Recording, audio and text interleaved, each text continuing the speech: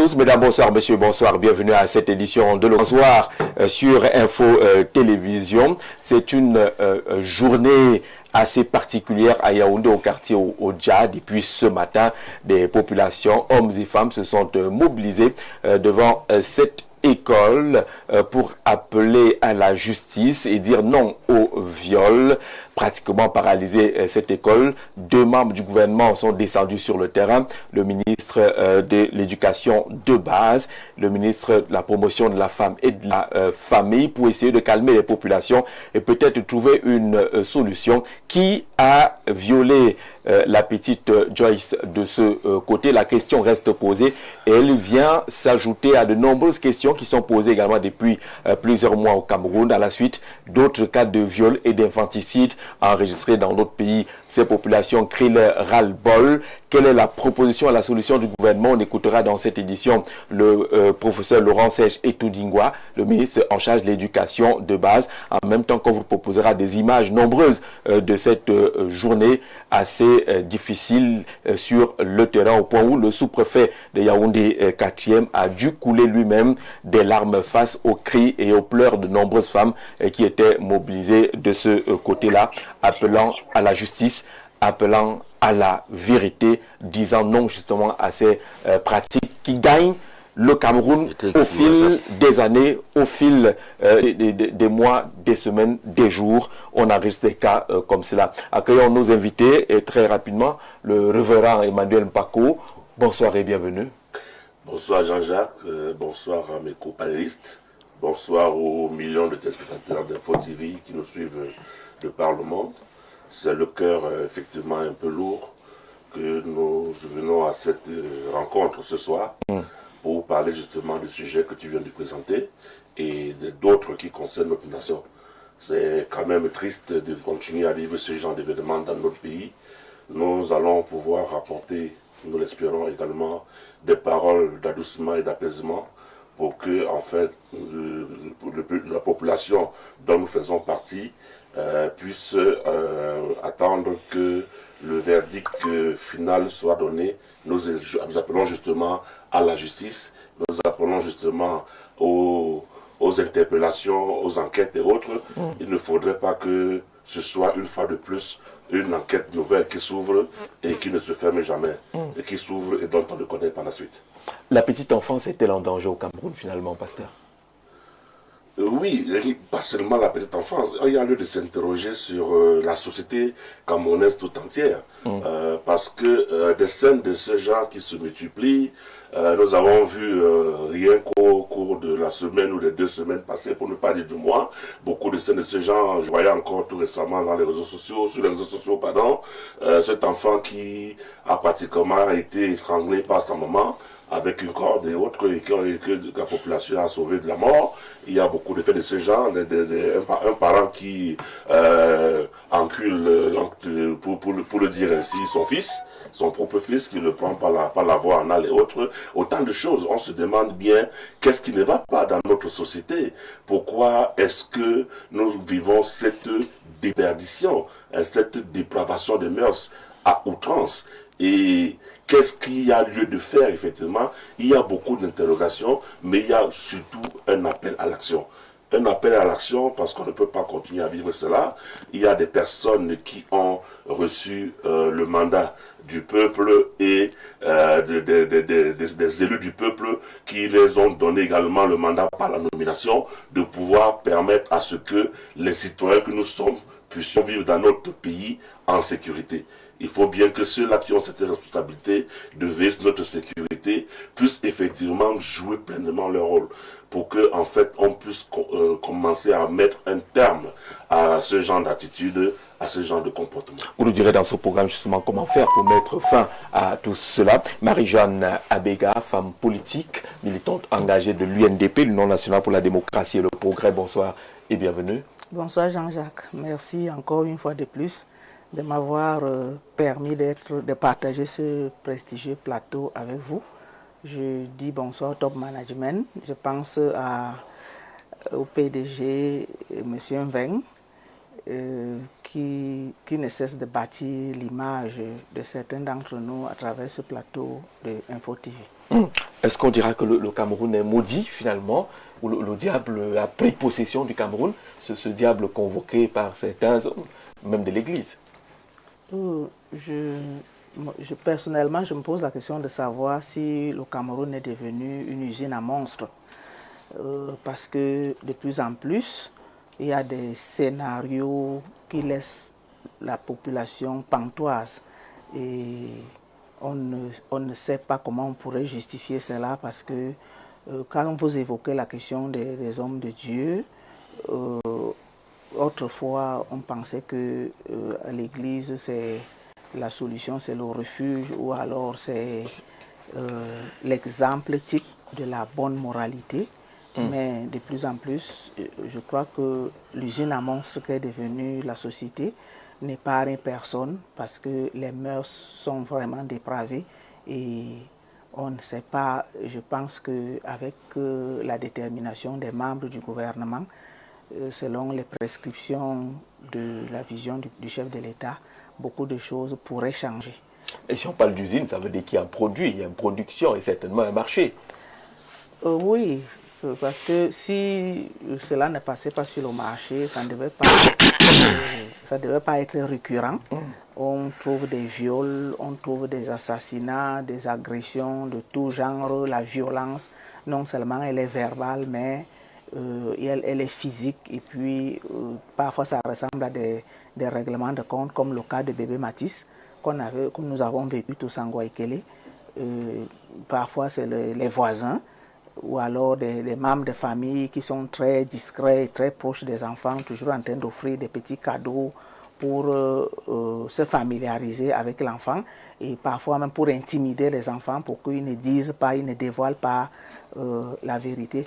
Donc la question est de savoir aussi, est-ce qu'il faut s'isoler totalement, ne plus avoir affaire à d'autres, mais comment est-ce qu'on peut donc vivre ainsi dans une société?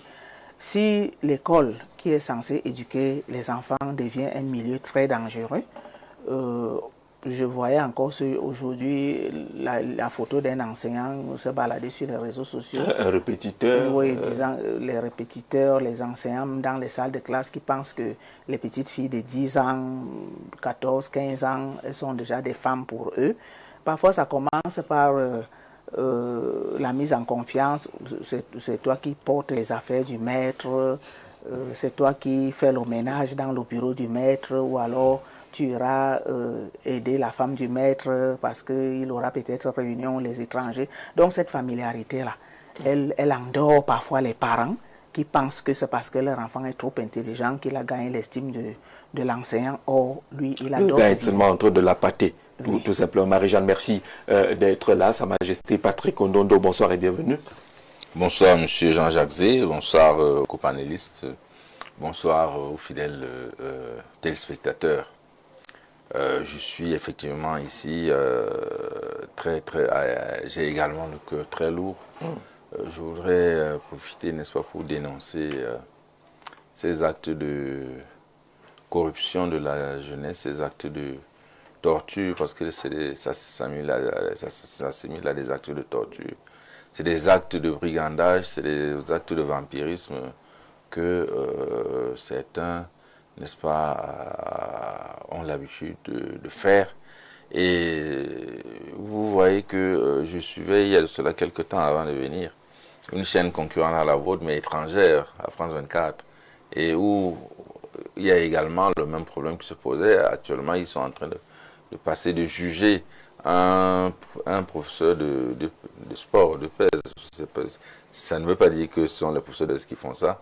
Là-bas, dans un établissement, il a donc eu l'habitude de faire des attouchements sexuels jusqu'à ce que les parents, effectivement, se plaignent parce que les enfants se sont ouverts. Ces actes sont véritablement condamnés. C'est des actes punis par le code pénal. Ce n'est qu'une partie de ce qui se passe en réalité lorsque ces actes se passent dans les établissements,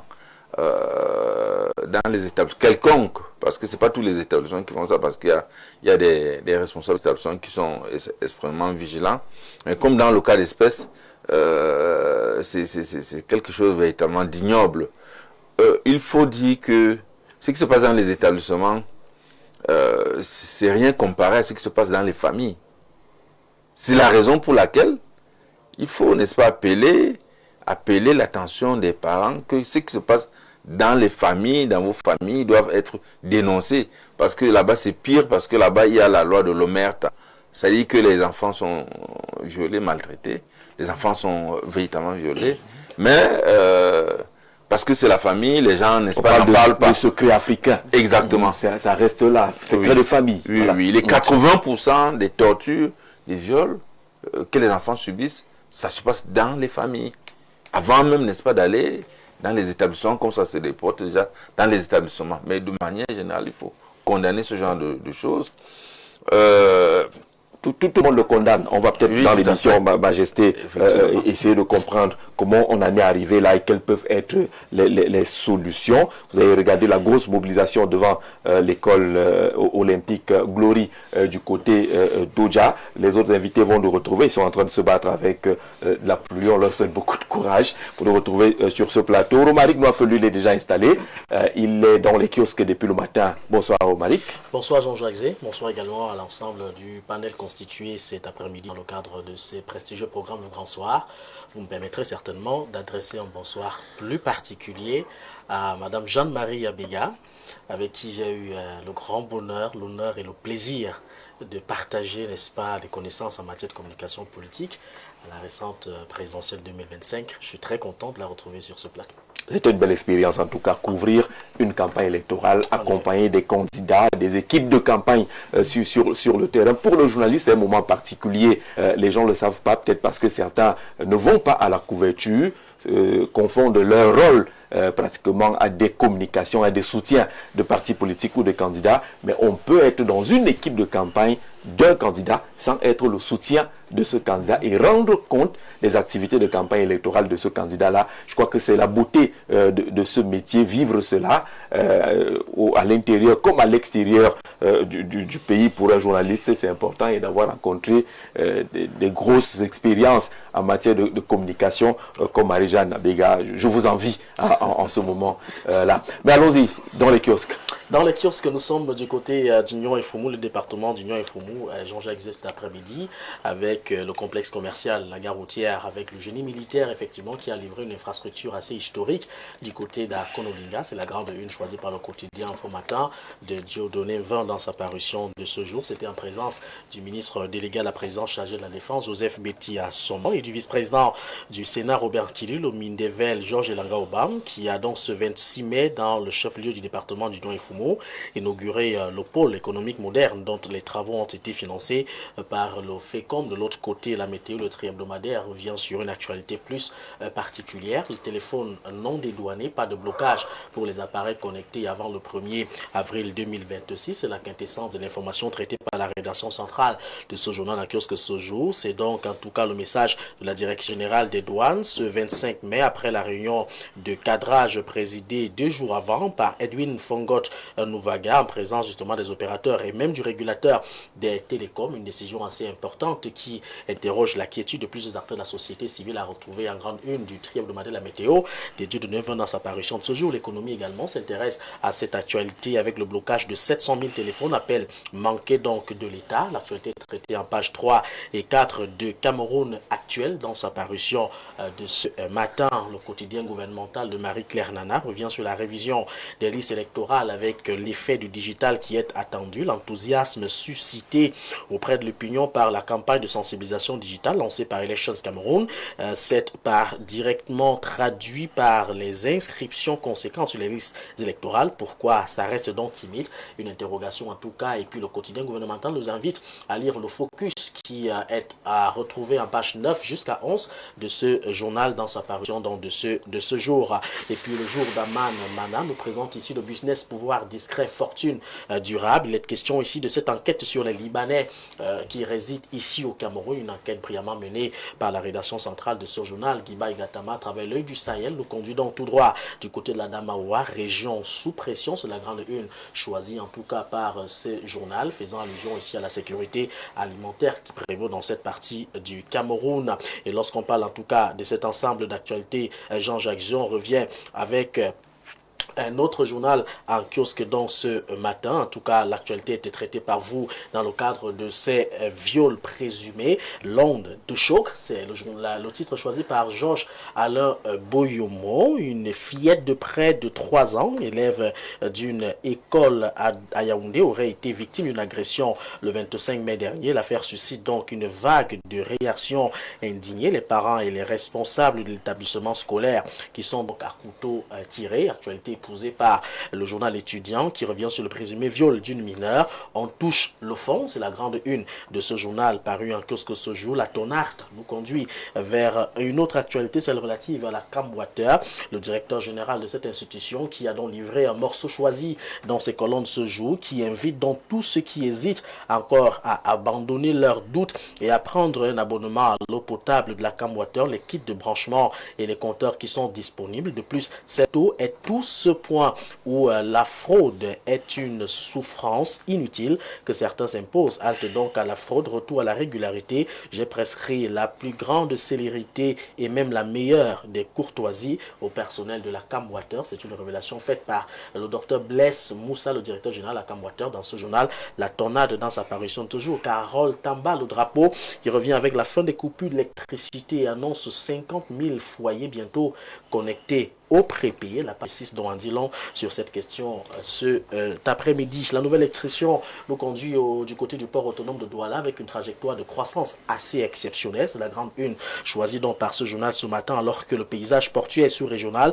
est marqué par une concurrence de plus en plus agressive. Le port autonome de Douala qui réaffirme avec force son statut de poumon économique du Cameroun. On peut donc apercevoir en grande une le visage du directeur général du port autonome de Douala, Thierry Ekouti, nous livre l'actualité économique de notre pays avec le projet de développement en Afrique, de nouvelles niches de financement à explorer. Il s'agit donc dans un contexte marqué dans la diminution des ressources extérieures.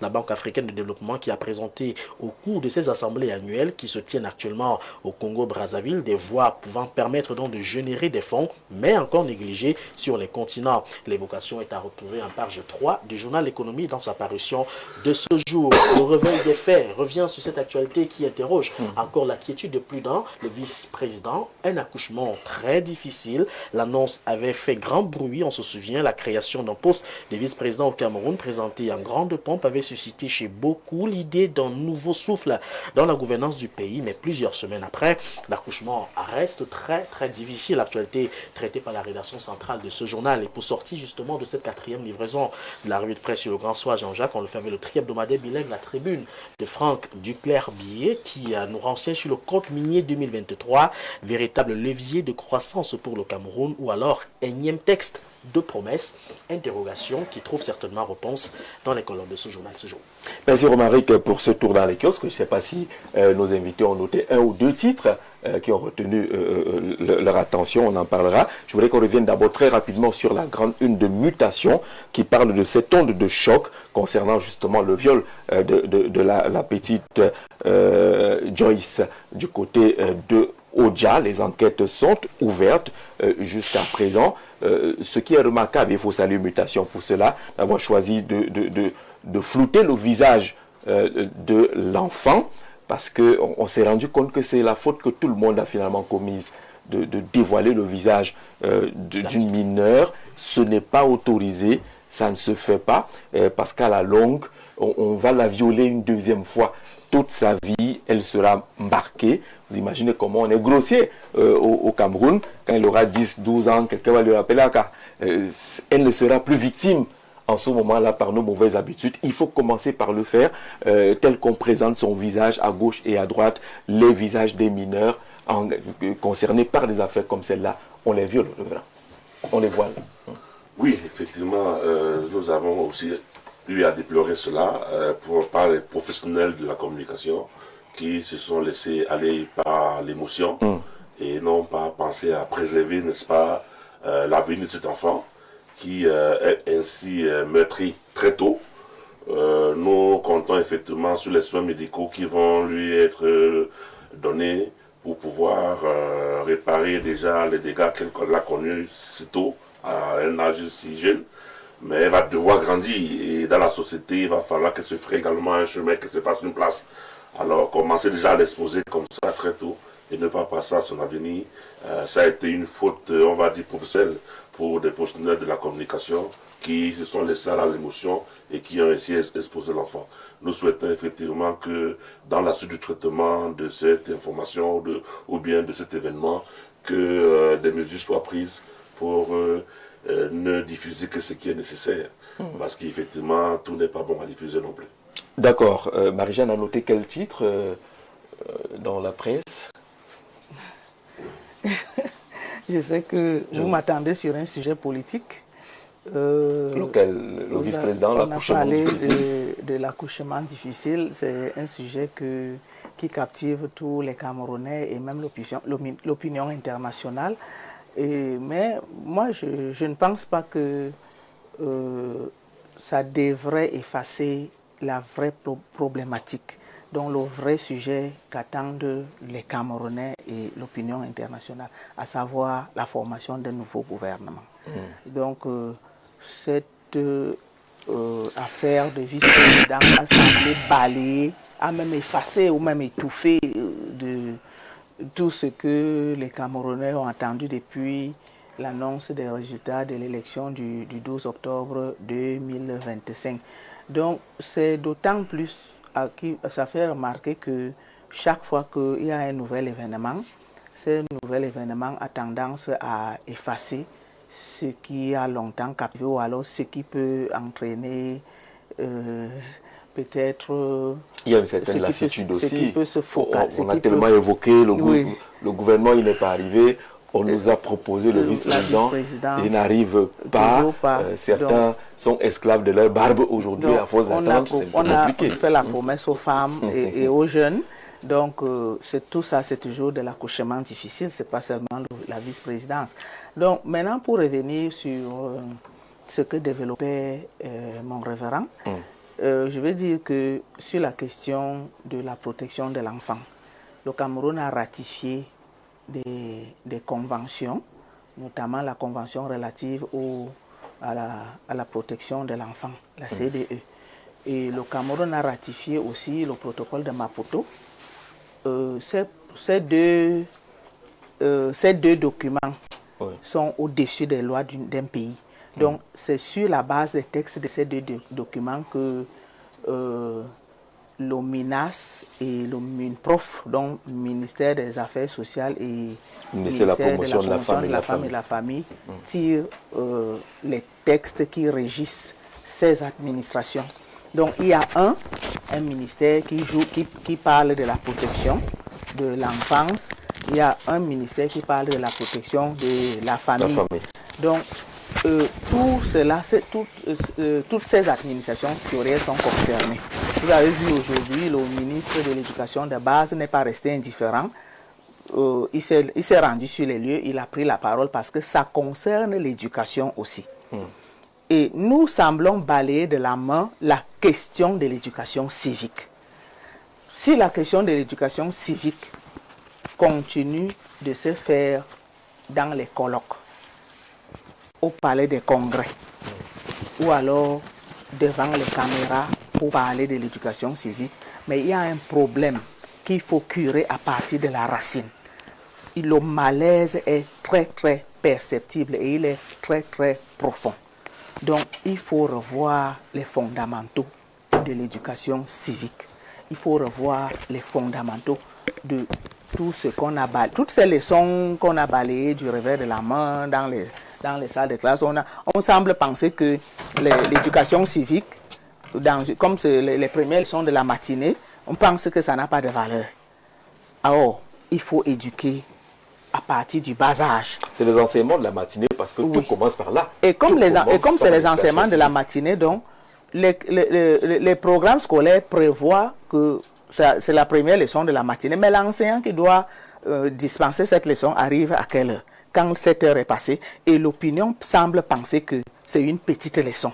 Or, ce n'est pas une petite leçon. C'est ce qui est en train de rattraper la société jusqu'à ce jour.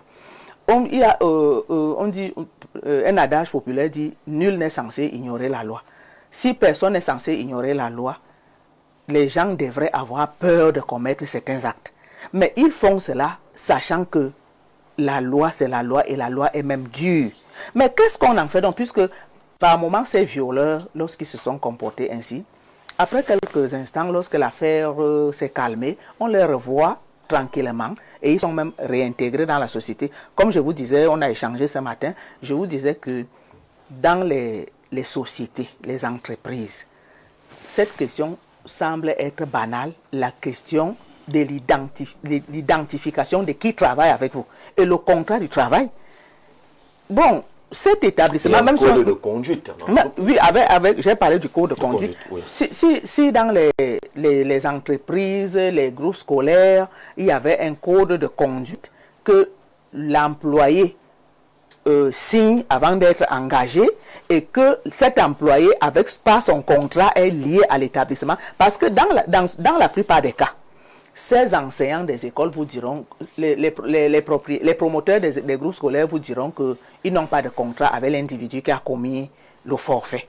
Et l'individu aussi vous dira qu'il n'a pas de contrat avec l'école. Mais qui est donc la victime en ce moment? Donc, ceci interpelle l'administration du travail pour être rigoureuse sur la question de l'encadrement, de l'employabilité et la question même de l'enregistrement des contrats de travail, et ça interpelle aussi des impôts. Vous voyez donc qu'il y a beaucoup d'administrations sectorielles qui sont interpellées dans cette histoire. Parce que il y a donc, je regardais encore certaines diffusions sur les réseaux sociaux, vous avez parlé de la protection de l'identité de l'enfant. Comment faire donc pour encadrer la diffusion de ce genre d'images sur les réseaux sociaux? Puisque pendant que la presse, comme j'ai vu le titre de mutation, a masqué le visage de l'enfant, les réseaux sociaux filment l'enfant, mettent sur les plateformes numériques, et personne, où est le régulateur pour intercepter ce genre d'images afin que l'identité de l'enfant soit protégée? Donc il y a beaucoup d'administrations, beaucoup de paramètres qui rentrent en jeu et qui interpellent l'administration camerounaise pour réguler beaucoup de secteurs. Le secteur de la communication, le secteur de l'éducation, le secteur de l'emploi. D'accord. Majesté, quel est le titre qui a retenu votre attention en faisant le tour dans les kiosques? À part l'onde de choc, qui est une évidence, il y a l'escroissance de la bonne économie du port. Le port autonome de Douala. Le port autonome de Douala, je me rappelle que il y a de cela quelques années, en fait, depuis que le top management actuel est là, je vois que les activités du port n'ont fait que s'améliorer, n'ont fait que renforcer l'économie du Cameroun. Et au jour d'aujourd'hui, j'ai été très satisfait lorsqu'il y a de cela quelques temps, deux accords conventionnels avec la mairie de Douala étaient en train d'être signés. Le premier accord avait tendance non seulement à l'urbanisation, n'est-ce pas, à l'urbanisation de la ville de Douala, à la modernisation d'un certain nombre d'infrastructures, mais surtout à la création d'une cité qu'on appelait Ndolé City. Ndolé City. Et oui, c'est un très grand projet africain. Je crois que si ça réussit, tel que c'est parti, ce serait une très bonne chose pour l'ensemble du Cameroun, pour l'ensemble de la ville de Douala, une véritable cité dortoir, mais qui ne sera pas seulement cité dortoir, parce que il y aura beaucoup d'autres infrastructures liées à la vie humaine dans ce Ndolé City. Je crois que à cette allure, on pourra, n'est-ce pas, être comparé aux grandes métropoles occidentales. Parce que lorsqu'on voit l'urbanisation que nous avons dans les villes, toutes les grandes villes du Cameroun, les villages sont en train, n'est-ce pas, de se vider. Et vous savez, depuis quelque temps, le recensement nous dirait exactement que désormais, peut-être qu'il y a plus de personnes en ville que dans les villages. Alors qu'il y a de cela quelque temps, ou du moins il y a de cela une vingtaine d'années, les Camerounais étaient beaucoup plus nombreux dans les villages. Et maintenant, les Camerounais sortent des villages dans toutes les régions du Cameroun.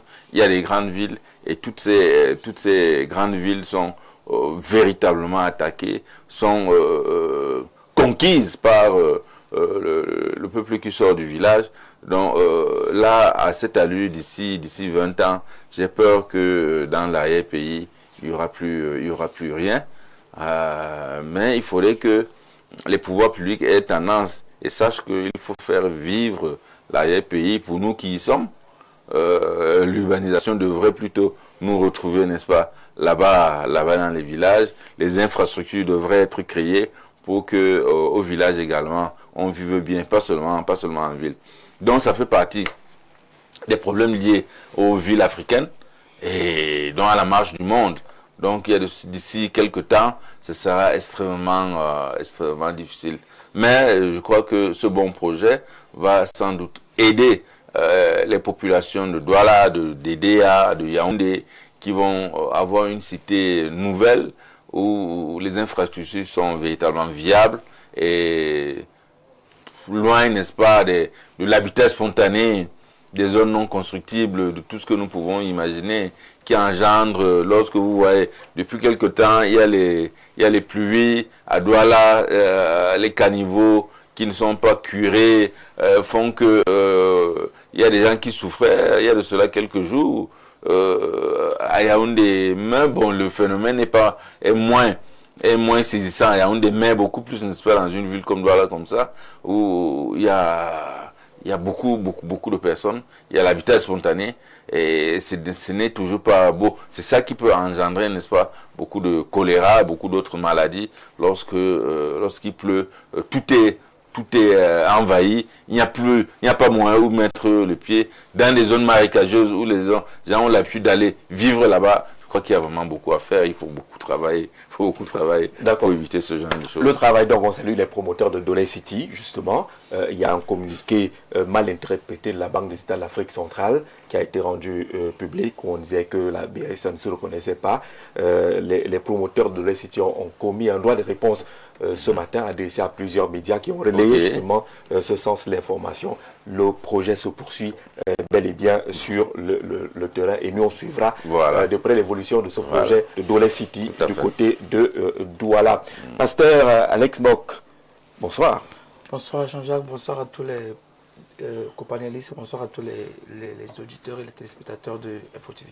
D'accord, merci de nous retrouver. Bonsoir Jean-Jacques, vraiment les mots me manquent. Moi, je crois que pour soigner tous ces mots, il faut revenir avec les peines de mort. Comment imaginer une telle barbarie? C'est à Djomo, depuis Niété, dans les profondeurs du sud Cameroun, qui n'en revient pas. Il pense que l'une des solutions serait de durcir les peines et surtout d'activer la peine de mort qui est toujours prévue dans notre code pénal, même s'il y a les mécanismes de mise en branle qu'il faut suivre. Bonsoir Jean-Jacques, la panthère passait tant de canards, espérant que cette pluie pourrait exorciser certains individus hantés dans des incantations sataniques de pédophilie. Je n'oublie pas le panel, particulièrement mon ami Majesté Ondondo. Nous sommes dans l'émergence d'une société en termes de crise mentale, on souligne cela, crise mentale qui pourrait conduire nos enfants à vivre un génocide du fait de l'impunité. On souligne également l'impunité à nous servie par nos décideurs politiques. Il a orienté les décideurs politiques. Où en sommes-nous avec les faits macabres vécus hier, comme Bébé Matisse et autres? C'est Masok Thomas qui interroge. On va voir quelques images de la mobilisation depuis ce matin du côté d'Odja avec la réalisation pour dire que promptement les hommes et les femmes se sont mobilisés pour dire non. Proposez-nous ces images de la réalisation pour qu'on puisse faire le point justement de cette grosse mobilisation. Le sous-préfet a tenté de les calmer. Ça n'a pas été évident du tout. Tout le monde était lâché en cris et en pleurs, appelant à la justice, que lumière soit faite, que les coupables soient arrêtés et rattrapés dans le cadre de cette affaire. On a vu le sous-préfet même en larmes face à ces cris, face à ces lamentations, les mamans qui se mettaient en genoux. Vous avez cette image du sous-préfet qui a coulé des larmes en demandant quand même de se calmer, de permettre à la justice de se mettre en place, parce que la justice a ses codes et ses canaux qu'il faut bien respecter. Pour ces gens qui étaient mobilisés, ce n'était pas pour faire des casses.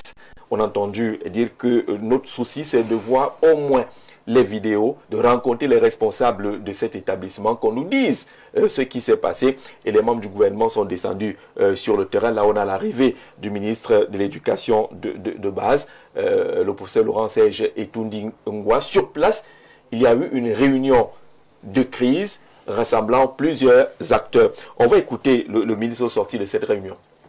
Il nous a demandé de venir faire. Nous sommes venus appeler tout le monde au calme pour que, pendant que la justice poursuit son cours, l'école puisse continuer avec ceux qui sont là, avec la petite Nawal qui ne va pas rester éternellement à l'hôpital. L'on rappelle que s'il y a des responsables, ils seront sévèrement punis et que si l'école était incriminée d'une manière ou d'une autre, il y a des mesures qui vont être prises allant de la suspension à la clôture, à la fermeture de l'école. L'annonce a donc été faite par le ministre de l'Éducation de base. Les mesures doivent d'abord être prises pour que l'école se poursuive avec tous les acteurs. Mais s'il y a des coupables ou si l'école est incriminée, des mesures pourraient également être prises dans ce sens-là. Mais revenons dans l'affaire. Comment arrive-t-on à ce genre de situation, Alex? Il faudra déjà dire que c'est une tragédie d'une proportion monumentale, dans la mesure où il se peut que la petite fille ne soit pas la première victime dans le cadre de cette même institution. Il se pourrait donc que les responsables, ou encore, je me réserve de dire que ces gens c'est cette réserve qu'il faut avoir. Voilà, je me réserve de dire que ces gens qui commettent de telles atrocités soient en complicité avec un certain nombre de choses. Mais il faut quand même relever que on dit qu'une fois c'est une erreur, deux fois c'est une coïncidence, trois fois déjà c'est une méditation. Et nous pensons véritablement que la justice devra faire ce travail. Mais aussi, comme la dame le relevait tout à l'heure quand j'entrais, il se pose véritablement un problème de l'éducation de base de nos enfants. Parce que Jean-Jacques, il faut le dire, nous avons des enfants à la maison à qui nous devions inculquer certaines valeurs moraux. Qu'ils se trouvent où qu'ils soient, que si une personne de classe adulte avancerait une main d'une manière déplacée ou bien un geste déplacé, que l'enfant soit à même de le déclarer à son parent, qu'il y ait cette ouverture d'esprit entre le parent et l'enfant, entre les enseignants et les enseignés, et même entre les enfants et leurs camarades, parce que cette dérive commence quand certains de ces enseignants commencent à poser certaines actions sur les enfants et qui n'ont pas la capacité de venir l'exprimer à leurs parents quand ils rentrent le soir. Pourquoi? Parce que le parent est toujours nerveux, le parent ne prend pas le temps pour écouter comment l'enfant ou la journée de l'enfant a été. Pourquoi? Parce que le parent est toujours occupé pour s'occuper de ceux qui s'occupent de ses enfants. Je pense que le problème doit être traité avec beaucoup de rigueur parce que c'est pas la première fois, c'est pas la deuxième fois, c'est pas la troisième fois. Et je suis prêt à vous dire que ça sera ni la quatrième fois ni la cinquième fois. Pourquoi? Parce que beaucoup se plaisent dans cette activité à cause du caractère de l'impunité qui est en train de croître. J'aurais même appris dans d'autres sources que certaines forces de l'ordre environnant cette école étaient même en train de protéger les présumés coupables au prix d'un certain gain sordide qu'on ne saurait dire ici. Malgré les de M. le ministre, nous croyons que les mesures seront prises et que la télévision nationale prendra le soin de nous présenter ces présumés coupables pour qu'ils subissent le jugement qui va avec. Il n'y a pas que la télévision nationale, il y a toutes les télévisions qui pourraient le faire dans le respect également de la réglementation dans cette affaire-là. Mais pasteur, on attendait que vous nous disiez si finalement le Cameroun est maudit. Ce qui se passe aujourd'hui, est-ce que nous ne sommes plus sous la protection qu'on a l'habitude de dire de la Sainte Vierge Marie? Notre pays est béni, on a 4 visites papales, les églises naissent tous les jours, dans chaque quartier au moins 4 ou 5 familles religieuses. Est-ce que tout cela ne suffit pas à faire quand même ceinture de sécurité pour protéger nos enfants? Le Cameroun est-il mal parti? Est-il maudit? Il faut croire que le Cameroun n'est pas maudit, mais comme quelqu'un m'a dit un jour que celui que le Cameroun a traversé les remèdes. Une manière de parler. Je veux croire que c'est une certaine atmosphère spirituelle qui s'annonce. Une atmosphère spirituelle où le Camerounais ou encore les Camerounais sont totalement coupé de la réalité divine qui est Dieu. Le nombre d'églises croissant aujourd'hui, encore la visite papale que vous avez mentionnée, nous tous, nous avions cru qu'un certain soulagement spirituel après cette visite aurait été la portion de Camerounais. Mais nous nous rendons compte que la tragédie, ou encore les tragédies se multiplient. Les enfants qui sont disparus, dont certains pasteurs disent avoir retrouvé dans certaines maisons de Nkouaban, on en reviendra tout à l'heure, toute une polémique qui s'installe autour de tout ce qui se passe. Je pense plutôt que nous sommes dans une phase où les Camerounais doivent retrouver le chemin de Dieu. Parce que quelqu'un a dit, quand Dieu t'abandonne, il y a un certain nombre de choses qui vous arrivent que vous ne pouvez pas imaginer. Je ne crois pas que le Cameroun soit maudit, mais je crois que le Cameroun soit dans une phase où Dieu le rappelle à la repentance, Dieu le rappelle à un retour effectif à sa personne, Dieu le rappelle à un retour effectif aux valeurs qu'il a toujours inculqué à l'homme qu'il a créé, son image selon sa ressemblance. Avec la grâce de Dieu et le soutien de l'Église, je crois que le Cameroun s'en sortira. Dieu a-t-il tourné le dos au Cameroun, Majesté? Peut-on dire que Dieu a tourné le dos au Cameroun? Non, je vous ai dit tout à l'heure qu'il faut que les Camerounais, vous êtes des journalistes, qu'il faut se cultiver. Nous vivons dans un monde où on échange, et je vous le disais tantôt qu'il y a de cela, c'est même d'actualité également dans un pays comme la France, où il y a des pédophiles qui sont en train d'être jugés. C'est un phénomène qui a tendance à grandir effectivement dans le monde. Est-ce que c'est dû à des recherches exotériques? Est-ce que c'est dû à des recherches d'intérêt? Toujours est-il que c'est des gens qui s'engagent à poser ce genre, n'est-ce pas, d'infractions. Ces infractions, n'est-ce pas, de pédophilie, ces infractions de viol ou de féminicide. On ne peut pas dire que c'est seulement dans un pays comme le Cameroun où il y a des violeurs, des gens qui tuent les femmes, et des gens des pédophiles. C'est dans tous les pays. Et à quoi est-ce que c'est dû? Il faut, je crois, faire des recherches pour savoir pourquoi est-ce que les gens ont tendance effectivement à le faire. Qu'est-ce qu'ils gagnent en faisant ce genre de choses? Malgré vous voyez qu'on vient de juger l'affaire Matisse, qui a défrayé la chronique. Et on n'a même pas fini, n'est-ce pas, de condamner celui qui a été à l'origine, n'est-ce pas, de on n'a pas encore exécuté la peine. On l'a pas encore exécuté, oui, l'appel. Il a été condamné à mort. Il a été condamné à mort et tout le monde le sait. Il nous regarde. Et oui, c'est ça. Et tout le monde le sait. Tout le monde sait que quand vous faites quelque chose pareil, vous pouvez être condamné à mort. Mais il y a des gens qui continuent à le faire. Donc vous voyez donc que la délinquance atavique est très grande. Donc ce sont des individus qu'il faut systématiquement sanctionner, qu'il faut que la loi s'abatte sur eux. Et il faut que la loi parle, il faut que la loi continue à parler. Mais il faut surtout, mon voisin l'a dit, il faut une sorte de sensibilisation. Hein. Il faut une sorte de sensibilisation, comme je l'ai toujours dit, pour que nous puissions être dans une bonne société. Il faut que nous ayons, n'est-ce pas, de bons parents et pour éduquer, pour avoir de bons enfants. Et si nous avons de bons enfants, dans de bonnes familles, nous avons automatiquement une meilleure société. Tout part, n'est-ce pas, tout part dans l'éducation que nous devons faire effectivement à nos enfants. Et nous allons éduquer les enfants, mais qui va éduquer les bourreaux? Nous devons éduquer les enfants parce que nous avons une société très, très fracturée, je ne cesse de le dire. Tout ce que fait l'enfant de 3 ans. On voit l'enfant de 3 ans qui n'est que victime. Quel genre d'éducation? C'est une société fracturée. Ouais. Nous sommes dans une société fracturée parce que de plus en plus, nous vivons dans une société où il n'y a pas de famille unie, où nos familles sont devenues, n'est-ce pas, des familles uniparentales ou des familles composites. C'est-à-dire que dans nos familles, il n'y a plus papa, maman. Il y a souvent soit papa, soit maman, soit la grande sœur, soit le grand frère, soit le cousin, soit l'oncle, alors que ça fait des problèmes, n'est-ce pas, dans l'éducation que nous donnons à nos enfants. Et l'éducation que vous donnez à vos enfants, lorsque l'éducation n'est pas réussie, c'est plutôt ça qui transforme les enfants en monstres. Il y a de cela quelques années. On avait déjà ça, nos enfants dormaient chez la tante sans problème. Allaient passer des vacances sans problème. Ce n'est plus ça, le monde change beaucoup. Le monde change beaucoup. Et il ne faut pas... donc la responsabilité, n'est-ce pas, des parents et des pouvoirs publics est une responsabilité plus grande. C'est la raison pour laquelle je disais que il faudrait à la longue qu'il y ait des états généraux de la famille, des états généraux de la famille, des états généraux qui puissent, n'est-ce pas, regrouper un certain nombre de gens, parce qu'on ne peut pas continuer à fonctionner comme ça. On ne peut pas continuer à vivre dans des familles fracturées et croire que nous pouvons faire une bonne société. C'est faux, c'est complètement faux.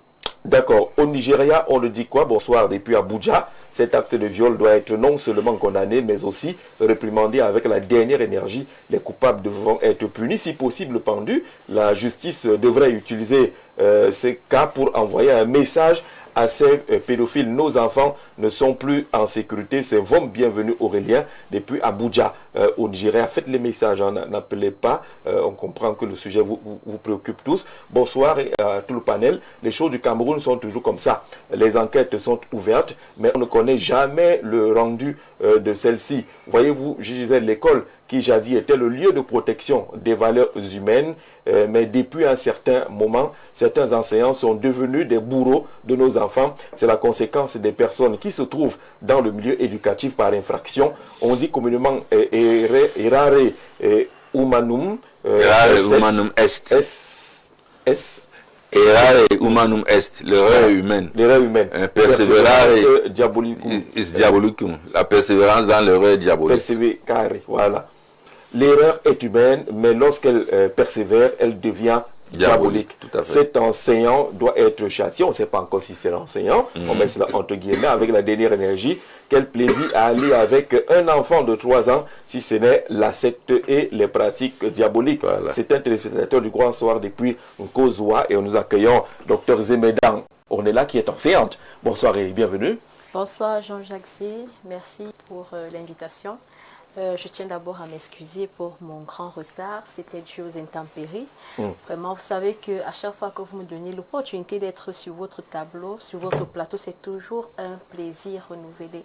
C'est de ça qu'on a lu ce message qui indexe un peu les enseignants, juste pendant que vous installez. Vous dit qu'il paraît que l'enseignant aujourd'hui, ce n'est plus le parent bis. Il est devenu un bourreau. Malheureusement, oui. Beaucoup d'enseignants, malheureusement, ont dévié, abandonné leur véritable responsabilité. Je crois que cela pourrait être dû au fait que l'enseignement devient un véritable capharnaüm, Jean-Jacques Zé, dans la mesure où on se lève un matin parce que notre oncle a un établissement, on est surveillant général, on se lève un matin parce que c'est l'établissement de notre grande sœur, voilà, on est principal, on est enseignant. Il n'y a plus véritablement ni enquête de moralité, ni vérification même de CV. Vous verrez dans les salles de classe des enseignants qui ont même des difficultés à transmettre le savoir aux élèves. Beaucoup de peine à transmettre le savoir. Or, un enseignant qui a véritablement été formé dans les règles de l'art, qui est réellement passionné par l'enseignement, ne peut pas rencontrer certaines difficultés. Donc, oui, je crois, je partage, je fais mienne la pensée de cet auditeur qui dit que les enseignants, malheureusement, sont devenus tout sauf des éducateurs. On n'a plus de sécurité à l'école. Lorsqu'on envoie l'enfant à l'école, on ne respire pas tant que l'enfant n'est pas revenu. Pourtant, ça devait être plus calme. On se dirait qu'ils sont entre les mains des parents. Oui, malheureusement, Jean-Jacques Zé, je tire souvent un peu à bout portant sur l'État parce qu'en même temps, si on ne tire pas sur l'État, on va tirer sur qui? L'État est responsable de chaque vie, de chaque citoyen. Je pense que la sonnette d'alarme avait commencé lorsque, au sein de l'établissement scolaire, les élèves étaient devenus nos bourreaux. Et l'État n'avait pas pris ses responsabilités en main. Alors, à un moment donné, l'enseignant qui hier était victime est devenu aussi à son tour bourreau. ça va de soi. L'école est devenue la jeune, là, alors. La loi du talion semble gagner l'école très rapidement. Oui, je voulais quand même vous êtes quelque chose. Présidente nationale des associations des parents, d'élèves et des enseignants. Voilà, est-ce que ça a été établi que c'est un enseignant qui a pas fait ça? encore. Voilà. Donc, il ne faut pas directement, n'est-ce pas, taxer Sauf qu'il y a des cas, puisqu'on on est dans la il y a des cas, pas de ras-bol, vieux, il y a des cas où le cas de la petite Nawel n'est pas un cas isolé. Si les preuves, nous n'avons pas encore de preuves, encore que tout à l'heure, Jean-Jacques Zé, pendant que je cheminais vers ici, j'ai partagé le même taxi qu'un parent qui a ses enfants dans cet établissement.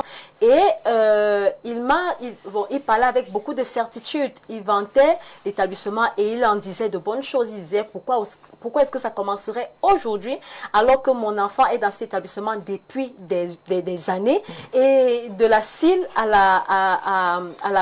au cours moyen 2, pourquoi subitement l'école est taxée de regrouper les bourreaux, alors de protéger les bourreaux. Donc, dans tous les cas, les enquêtes sont ouvertes. C'est pour cela qu'il faut d'abord que l'enquête aboutisse, qu'on sache exactement qui a fait ça. Et il ne faut pas directement... On n'est pas en train... On a des cas où les enseignants sont stigmatisés les enseignants. Non, les enseignants sont divers. Hein. Les enseignants sont divers. Il y a une bonne catégorie de bons enseignants, mais il y a également des enseignants qui sont mauvais. Mais c'est une dame qui fait pourrir. Vous comprenez? Il faut faire la part des choses. Je suis enseignante non pas par embuscade, mais même par passion. Et je ne compte faire carrière que dans l'enseignement, parce qu'après le secondaire, on vise plus haut. Je veux entrer très bientôt dans le domaine universitaire. Ça veut dire que je demeurerai enseignante. Mais ça n'empêche pas que lorsque ça ne va pas, il faut marteler, il faut frapper là où ça fait mal. Il est inadmissible que ce soit à l'établissement, le cas de la petite Nawel, mettons-le de côté, mais je vais vous rappeler le cas de la petite fille qui avait subi les cas de viol, toujours de sa maîtresse. Là, c'était la maîtresse qui se permettait de mettre son doigt dans les appareils de tous les enfants. Et il avait fallu qu'elle fasse ça, comme il y a toujours une personne qui a un sang difficile, comme on dit. Il avait fallu qu'elle arrive sur la petite fille là pour que le scandale éclate et que les autres enfants puissent parler. C'était toujours ne dis pas à quelqu'un, ne dis pas à papa, ne dis pas à maman. Mais lorsque l'enfant manifestait le besoin d'aller aux toilettes, lorsqu'elle accompagnait l'enfant, que ce soit fille ou garçon, aux toilettes, elle se permettait de mettre les doigts dans les appareils des enfants, systématiquement à toute la salle de classe. Que direz-vous de cette enseignante-là? C'est une enseignante. D'accord. Alors, on a compris cela. On a l'occasion souvent de ce répétiteur-là. C'est pas tous les enseignants qui font ça. Tous les enseignants, en faisant même des vidéos. Voilà. C'est également d'actualité au ça fait Cameroun. mal, mais il faut le dire. Marie-Jeanne, comment est-ce qu'on arrive à ce niveau? C'est vrai que Sa Majesté indique qu'il ne faut pas prendre ce cas comme s'il n'est que camerounais. Il y a des exemples ici de la France, ainsi de suite. Mais nous, on est au Cameroun. Qu'est-ce qui se passe? Je vais d'abord signaler ici que je suis aussi enseignante. Ouais. Donc, quand on parle des enseignants, je suis concernée. Parce que j'ai fait ma carrière à l'éducation de base. D'accord. Donc, je veux dire que ce n'est pas parce que il y a des brebis galeuses en milieu éducatif. On doit les dénoncer. Qu'on va dire que les enseignants sont comme ça. Non, on ne peut pas généraliser. On ne peut pas généraliser. Il y a des cas isolés. Avant votre arrivée, je parlais de l'encadrement du secteur de l'emploi. C'est-à-dire, j'ai parlé du code de conduite. Jean-Jacques et moi, on a eu à échanger Vous étiez formé, mais il a cité les cas où il suffit que ton ait son école, c'est pour ça que tu deviens même surveillant. C'est pour ça que je parle des administrations sectorielles qui devraient s'impliquer pour savoir qui est qualifié ou pas. Mais si on organise une entreprise familiale où on crée un groupe scolaire et on va recruter, ou alors on va chercher le neveu au village pour devenir, je ne sais pas, gardien ou alors secrétaire parce que c'est l'établissement de tantine ou bien l'établissement de tonton, ça fait problème. Donc, si les administrations sectorielles ne sont pas impliquées pour regarder qui sont engagés et les qui interviennent dans le système éducatif, c'est un problème et c'est une tare. Et c'est très, très grave. Et si l'administration du travail ne regarde pas les contrats, parce qu'il y a des personnes, on les recrute, Et en milieu d'année scolaire, comme il est devenu têtu, bien, il a fait des revendications, on le chasse. Totalement. Et il ne peut pas aller se plaindre. Oui. Il n'a où aller parce qu'il n'a pas le contrat de travail. Et quand il va même aller à l'inspection du travail, l'inspecteur du travail demande le contrat qu'il n'a pas eu à suivre à la rentrée scolaire. Si l'établissement a fait les contrats à ses enseignants, ou alors si les contrats ont été enregistrés, il y a ce vide juridique-là. Et ce cas de violence en milieu scolaire interpelle les administrations, les fondateurs des groupes scolaires et toute la chaîne des intervenants. Donc, je veux dire que la société n'est pas devenue ainsi. Ou alors l'éducation n'est pas devenue ainsi. C'est qu'il y a des brebis galeuses parce qu'il y a des gens qui s'improvisent enseignants parce qu'il a cherché partout, il n'a pas trouvé. Et parce qu'on pense que enseigner est une chose facile. Enseigner n'est pas une chose facile. C'est beaucoup de responsabilités. Oui, et plusieurs n'est pas seulement de transmettre oui, les connaissances. Plusieurs pensent que quand on enseigne à l'école primaire, ça veut dire qu'on est analphabète. Non. On n'est pas analphabète parce qu'on enseigne à la maternelle ou alors parce qu'on enseigne à l'école primaire. On n'est pas analphabète. C'est des longues études et des études rigoureuses qui t'amènent à devenir enseignant. Et il faut être méticuleux. Si tu n'as vraiment pas la vocation, tu vas te retrouver... Tout ça a un sens, pasteur, c'est la chute de la morale. Oui, justement, la morale. On est un enseignant conscient de ses missions. On ne peut pas se retrouver justement cité dans des cas comme ceux-là ou d'autres qui caractérisent la déviance qui a pris corps dans nos écoles. Jean-Jacques, le choix des panélistes aujourd'hui a peut-être aussi quelque chose de coercitif ou on a l'impression que tu as fait un choix particulier et que tu as ciblé des personnes particulières. Parce que la majorité ici autour du plateau, nous sommes tous des acteurs de la communauté éducative. Absolument. Et je me retrouve en face de mon président national. Je suis le vice-président national. Tout à fait. Donc, on ne vous a pas vu à Oudja. Non, mais le vice-président, c'est qu'on a demandé une demande de bien. Aux deux ministres. On n'intervient pas seulement en allant là où il y a la masse. C'est bien que la masse ait été là et que ça ait produit ce que ça a produit. Mais il y a d'autres voies d'action également qui sont entreprises. Et effectivement, nous en échangeons encore tous les deux cette nuit et ce matin, et nous avons entrepris également d'autres actions là-dessus, sur lesquelles nous aurons le temps de nous étaler. Donc je voudrais, pendant que je le dis, répondre un peu à ce que Madame Abig avait dit tout à l'heure. Elle a beaucoup insisté sur le contrat de travail qui est inexistant. En tant que syndicaliste, également, je voudrais profiter de cette audience pour dire à ceux-là qui sont concernés par cet aspect des choses, qu'ils sachent que le lien de travail ne se justifie pas uniquement par un contrat écrit. Il y a plusieurs voies et méthodes pour pouvoir justifier que j'ai été employé par quelqu'un. À partir du moment où quelqu'un te donne déjà même une rémunération contre une prestation que tu lui as rendue, c'est déjà un constat de collaboration, ça peut être prouvé et justifié. Et lui, le contrat de durée indéterminée. Donc il ne faut pas penser que la relation de travail se justifie uniquement par un contrat de travail dûment établi et dûment écrit et signé. Non. Donc ceux qui sont dans ce problème-là, dans ce genre de situation, qu'ils sachent également que les syndicats que nous sommes sont ouverts pour les recevoir et pour les accompagner pour la défense de leurs droits. Une fois que je l'ai dit, avant de continuer, je voudrais revenir, tu m'as pas donné l'occasion tout à l'heure, sur les publications qui ont été faites au mois où on faisait la revue de presse, pour revenir un peu sur Kamwata. Quelques juste... Non, le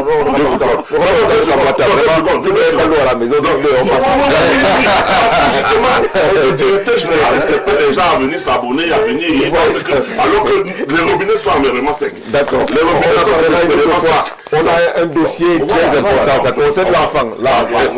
Merci, l'enfant n'a pas l'eau, c'est aussi un problème. Il fallait que je le dise parce que lorsqu'on n'arrive même pas à avoir de l'eau le matin pour prendre son bain, pour sortir, pour faire son activité, c'est un problème. D'accord, on est d'accord là-dessus. Le DG va prendre des dispositions. Vous êtes dans quel quartier? Et Wankang. À des quatrièmes. Du côté d'Hawaï, c'est noté. Le DG et ses équipes suivent l'émission. Il y a une brigade d'intervention rapide à Kamwata et Wankang derrière Et Ouankar, du côté de Ouaskar, ils savent. Dès qu'on a des Ouankar, ils savent. Ils connaissent leur réseau. Faudrait-il situer le quartier pour qu'il y ait l'eau? Non, c'est très important de localiser là où il y a un problème. Si vous ne localisez pas, ce serait intéressant vous localisez pas dans mon quartier aujourd'hui à Ouankar, parce que je suis sur le plateau et que j'en parle. Mais ce serait encore davantage plus intéressant qu'ils s'intéressent à toutes les Camerounais qui sont dans le problème. Chaque fois qu'il y a un problème, il faut dénoncer. Et il y a des numéros qui existent pour dénoncer, pour ne serait-ce qu'informer les responsables. Nous ne faisons que ça. Si j'avais la possibilité de te montrer les dénonciations que j'ai dans mon téléphone et les réponses que Kamwata me donne, écrit à court depuis plus de 3 semaines, il n'y a pas le. On va suivre de près ce qui va se passer au Ouankang à partir de ce soir. Bonsoir, je disais, il y a ton panel avec la prolifération des sectes occidentales qui arrivent à convaincre nos compatriotes que l'ascension sociale est liée au nombre d'actes abominables qu'on pose. Combattons ouvertement ces sectes et vous verrez la vertu revenir en nous. C'est Charles depuis Douala qui ajoute ce côté mystique que Charles Atiba-Yene définissait souvent comme le règne du magico-anal. Bonsoir au grand, merci Jean-Jacques Zé. Il est temps que le président de la République mette au goût du jour la peine de mort, car le diable gouverne le Cameroun. Le diable gouverne le Cameroun. Tous les prédateurs sexuels doivent être condamnés à mort ou voir leur sexe sectionné. On a même peur d'envoyer les enfants à l'école. C'est M. Riwa depuis Douala qui envoie ce message. Bonsoir à tout le monde sur le plateau. Ce phénomène de viol et de tuerie a pris de l'ampleur depuis l'annonce d'un nouveau gouvernement. La question est de savoir, est-ce que l'œuvre des conditions des marabouts logés dans les hôtels pour maintenir certains dans le gouvernement? Merci à vous, Abdoulaye de Borne 15 du côté de Simbok. Merci de continuer. Bonsoir frère. Vous n'avez pas signé votre message. Bonsoir Jean-Jacques. Très bonne émission. Les viols et les infanticides et féminicides comme sont à l'image des frustrations et de la braderie de nos chefferies traditionnelles par certaines autorités administratives véreuses au profit des imposteurs nantis au détriment des candidats légaux et légitimes relevant pourtant des familles régnantes.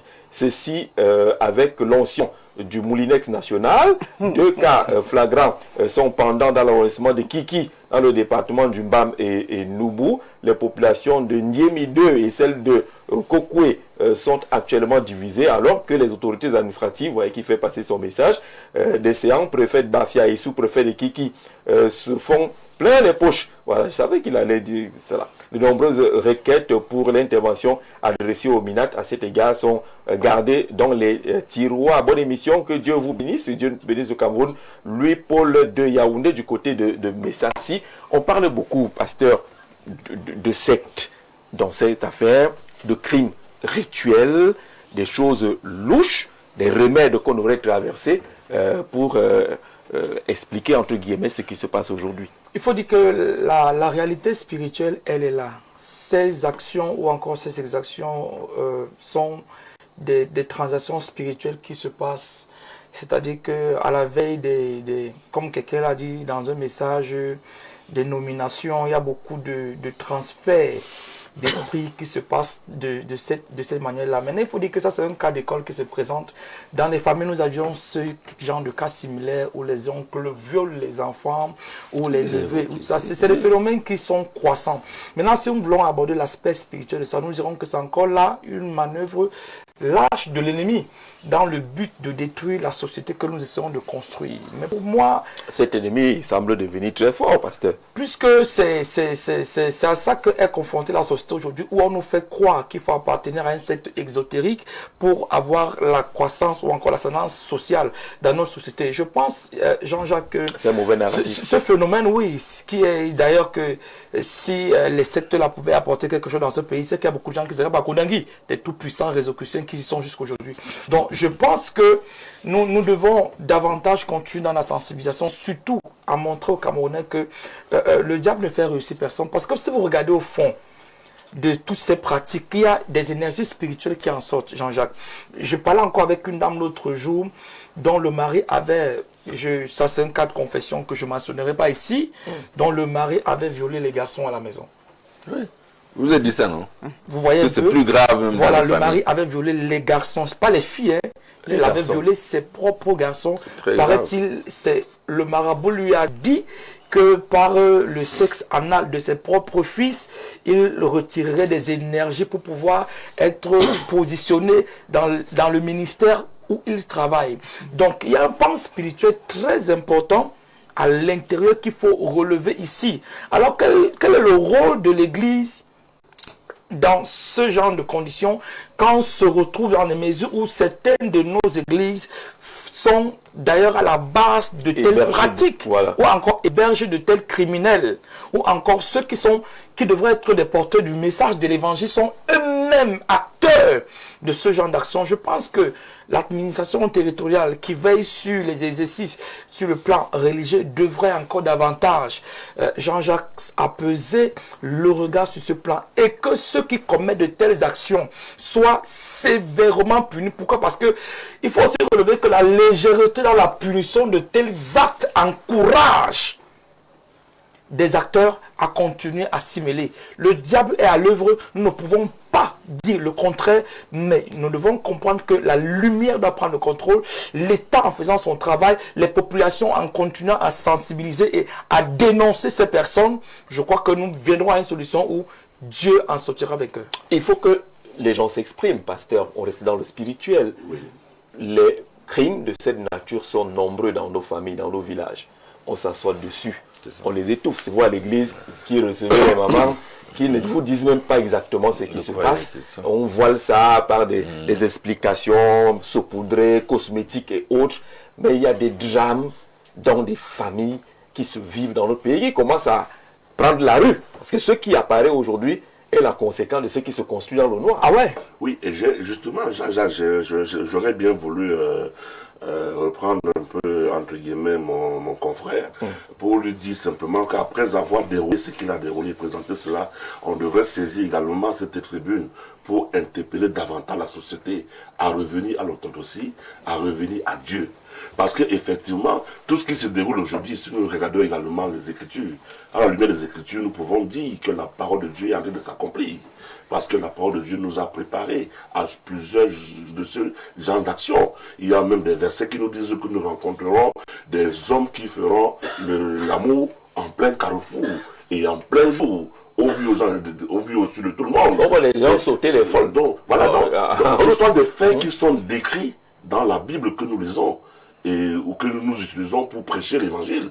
Il faudrait bien pouvoir saisir également l'occasion pour dire aux gens qu'effectivement, la parole de Dieu est claire là-dessus, ne peuvent s'en préserver ou en être préservés que ceux qui auront reconnu son Fils comme Seigneur et Sauveur, et qui suivront sa voie, et qui suivront ses enseignements et ses préceptes. Il faut revenir à l'Église, il faut revenir à la foi, il faut revenir à la Dieu. Tout à l'heure, on demandait si le Cameroun avait été maudit, et j'aurais bien voulu répondre à cette question pour dire que non, moi je vois aussi, entre guillemets, en toutes ces manifestations, la présence de Dieu au Cameroun.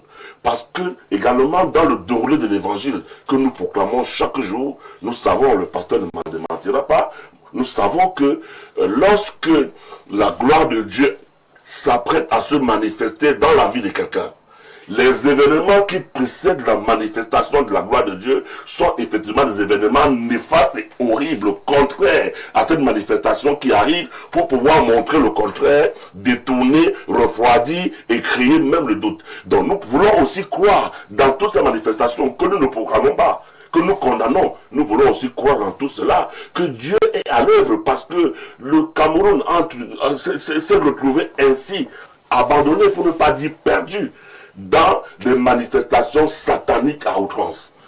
C'est devenu une règle, c'est devenu la religion. Mais nous croyons que pour pouvoir corriger cela également, il va y avoir ce mouvement qui se multiplie, mais ce sera l'occasion également de mettre à nu, d'épingler, de pincer et d'arriver maintenant au retournement de la situation. Dieu est à l'œuvre au Cameroun et nous pouvons continuer à croire sa manifestation qui est prochaine pour le retournement de la situation et pour un nouveau Cameroun qui va se lever. Un nouveau Cameroun, on doit y penser. Merci Samuel Bonjob, monsieur le DP de Direct Info, qui nous dit que pendant ce temps, un nouveau scandale d'agression sexuelle d'une élève de 16 ans par son enseignant dans un établissement d'enseignement privé du côté de Douala. Il nous envoie l'information à l'instant. Bonsoir. Le drame de Joyce Nawal à Odia nous arrache le cœur aujourd'hui, mais il ne tombe pas du ciel. Il s'ajoute à une chaîne de douleurs. Le cas Nwafo et le petit Matisse, l'assassinat par viol de la petite Divine, à chaque fois l'émotion monte puis retombe. Rien ne change et c'est là que l'État porte une part de responsabilité. Quand la sanction tarde, quand la justice paraît molle, la prison donne l'impression d'être un lieu de repos, pas de rédemption. Or, un crime contre un enfant n'est pas un fait divers. C'est une atteinte à toute la société. Il faut donc sanctionner avec la dernière énergie, sans complaisance, pour que le prix du sang d'un enfant soit dissuasif. Mais la sanction seule ne suffit pas. Parlons de prévention. Prenons l'école qui est censée être un sanctuaire. Dans le cas de Nawal, je me pose une question simple. L'établissement a-t-il joué son rôle? La première démarche aurait dû être de prendre la maman, de l'écouter, de remonter la chaîne des faits avec elle. Là non, le silence remplace l'écoute. Et ce silence a des racines. J'attire l'attention des autorités. Dans beaucoup d'établissements, des enseignants n'ont ni contrat ni affiliation. Vous l'avez dit ici. La dame en foulard qui s'exprimait a raison. C'est sérieux. Quand un enseignant survit au lieu de vivre, quand le salaire ne couvre même pas la préparation des cours, l'école primaire devient un lieu de compromission. Pas d'excellence. Un maître mal payé, précaire, ne peut pas porter la vigilance qu'exige la protection d'un enfant. C'est très long. Merci Salomon Audrey depuis Nyom pour cette approche. On n'aura pas le temps de lire tout cela, mais on tient l'appel à la responsabilité. Bonsoir, il est temps que le gouvernement prenne sérieusement ses responsabilités avec toutes les caméras de surveillance. Comment l'enquête peut-elle prendre beaucoup de temps? Comment solution envisageable? Il faudrait que toutes les écoles de la maternelle au supérieur prennent des mesures sécuritaires, par exemple, placer les caméras de surveillance dans les couloirs des établissements et dans les campus, et surtout aux différentes sorties des établissements. Soaibou Abdou Rahman depuis Douala, New Bell, merci pour cette contribution. Bonsoir à vous également. Pour ma part, je privilégie avant tout la prière, car notre société est devenue si préoccupante que l'on ne sait plus véritablement où les enfants, filles comme garçons, peuvent être en sécurité. Les prédateurs semblent malheureusement présents dans tous les milieux, tantôt un enseignant, tantôt un homme en uniforme censé garantir la sécurité, parfois même un proche oncle, un tuteur, etc. Cette réalité est profonde, inquiétante. Puisse Dieu nous venir en aide et protéger nos enfants. Aimer Jésus quoi de Yaoundé. Comment protéger justement nos enfants? Quels sont les secteurs qu'il faudrait prendre en compte et insister pour la protection de l'enfant lorsqu'on sait que dans nos familles aujourd'hui, les parents semblent très occupés. Le pasteur l'a dit tout à l'heure, la course à l'argent, dit-on, pour nourrir la famille, mais sans gérer au quotidien la famille. Je pense que tel que vous interpellez la société, le révérend l'a dit tantôt, le révérend Alex Mbok, que les familles ont abandonné les missions. Dans les maisons, quand les mamans accouchent, la première chose, elles cherchent une berceuse. C'est la berceuse qui reste élever l'enfant. On ne sait pas quelle est l'éducation qu'on inculque à l'enfant. Et parfois, la berceuse est de connivence avec le chauffeur ou bien le blanchisseur de la maison ou bien le vigile. Donc, il y a donc ce vide que les parents créent parce qu'ils sont absents. Ils sont occupés à autre chose. Et il y a des moments où ce n'est même pas le parent qui accompagne son enfant à l'école, c'est le chauffeur, ou alors c'est la nièce, ou bien... On a payé un mototaximan. Ouais, on a un mototaximan qui prend l'enfant, qui dépose. Donc, dans ce cas, il y a aussi des enlèvements d'enfants, parce qu'à tout moment, le mototaximan peut disparaître avec l'enfant. Pourquoi? Parce que les parents ne sont pas disponibles.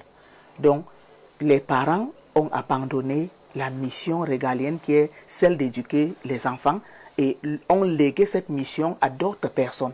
Parfois, c'est la rue qui éduque ton enfant. Parfois, c'est le voisin, c'est la nièce qui est sans éducation. On est allé la chercher, on a promis que quand elle aura fini de garder l'enfant, on va lui trouver un apprentissage. Et parfois, ça finit même parfois ça finit aussi que la même nièce en question, peut-être le neveu du mari qui est à la maison, ou alors le fils aîné du mari est passé dessus et lui est interdit. Parfois même c'est le mari, hein. Parfois c'est l'homme lui-même, quand sa femme est en déplacement, c'est lui-même qui tombe dessus et puis on impose le silence à l'enfant. Donc il y a beaucoup de paramètres qui rentrent en jeu. Il y a le vide créé par la société, parce qu'il y a la course à l'argent, parce qu'il y a la course, même d'autres choses, hein, d'autres choses, des voyages, on fait miroiter des choses, on abandonne les enfants à la maison. Et maintenant, il y a autre chose dans nos administrations. On dit le travail commence de 7h30 jusqu'à 15h30. 15h30, mais vous trouverez les gens qui vous diront qu'ils sont au bureau jusqu'à 21h. Est-ce que vous êtes encore encadré par le Code général de la fonction publique ou alors par le Code du travail? Et l'école finit à quelle heure? L'école finit à 15h30. Justement parce qu'il y a problème à ce niveau. Oui, il y a donc... Vous trouverez qu'il y a des écoles qui libèrent les enfants à 17h, à 20h. Donc, je veux donc dire... Chacun a son programme. Je veux donc dire... C'est pour ça pour le parent, ça devient difficile. C'est pour ça que j'étais en train d'interpeller les administrations sectorielles. Oui. Elles encadrent ces secteurs comment? Si on a dit que l'école finit à 15h30, que l'école finisse à 15h30 et que le travail même finisse aussi à 15h30 pour que les parents aient le temps d'aller récupérer leurs enfants à l'école. Il y a même aussi des moments où le travail est fini à 15h30. La maman est encore au bureau ou alors la maman va sortir du bureau pour aller à l'église et rentrer à 23h. Que devient l'enfant entre-temps? Donc, il faut... L'enfant est éduqué par Novelas. Qui éduque l'enfant? C'est les masses médias, c'est les chaînes de télévision, c'est les voisins, c'est le neveu. Donc, le parent ne connaît même pas l'enfant. Et il y a autre chose. Avant, nous, on savait que à 19h, bon, il y aura l'appel à la maison. L'appel, c'est quoi? Tout le monde mange à table. Donc, on a l'occasion de remarquer les comportements des uns et des autres et de savoir qui est à la maison et qui n'est pas à la maison. Mais si on a déplacé les horaires fixés par l'administration, les horaires que l'administration a prescrites pour encadrer et éduquer la société, ça devient un problème très sérieux. Donc, on interpelle ici l'administration territoriale pour réguler certaines choses. On interpelle l'administration du travail, on interpelle le secteur éducatif. Comment pouvez-vous comprendre qu'un petit enfant qu'on a libéré peut-être à 13h30, parce que généralement la maternelle sort à 13h30, et cet enfant se retrouve en train d'attendre son parent dans l'enceinte de l'école jusqu'à 18h. Pourquoi? Parce que le parent était occupé, il y avait réunion au bureau à 18h. Est-ce que c'est encore encadré par le Code du travail? Donc il y a un désordre dans la société qu'il faut réguler. Et c'est à travers ce désordre, les mailles de ce désordre-là que s'infiltrent également les bourreaux. Le parent ne peut pas, même lorsqu'il veut, bien s'organiser pour ne serait-ce que gérer les entrées et les sorties de l'enfant à l'école, surveiller son sac de classe, ainsi de suite, parce que tout est bien compliqué. Il a abandonné, dans certaines mesures, le parent, mais il se retrouve également dans une situation difficile face à la désorganisation qu'indiquait Marie tout à l'heure. Oui, Jean-Jacques, effectivement, les parents se retrouvent peut-être pris au piège parce que je vais aussi accuser le système de 50-50 qui s'impose de plus en plus dans nos ménages. Je pense que tout part de là. C'est quoi 50-50? La parité.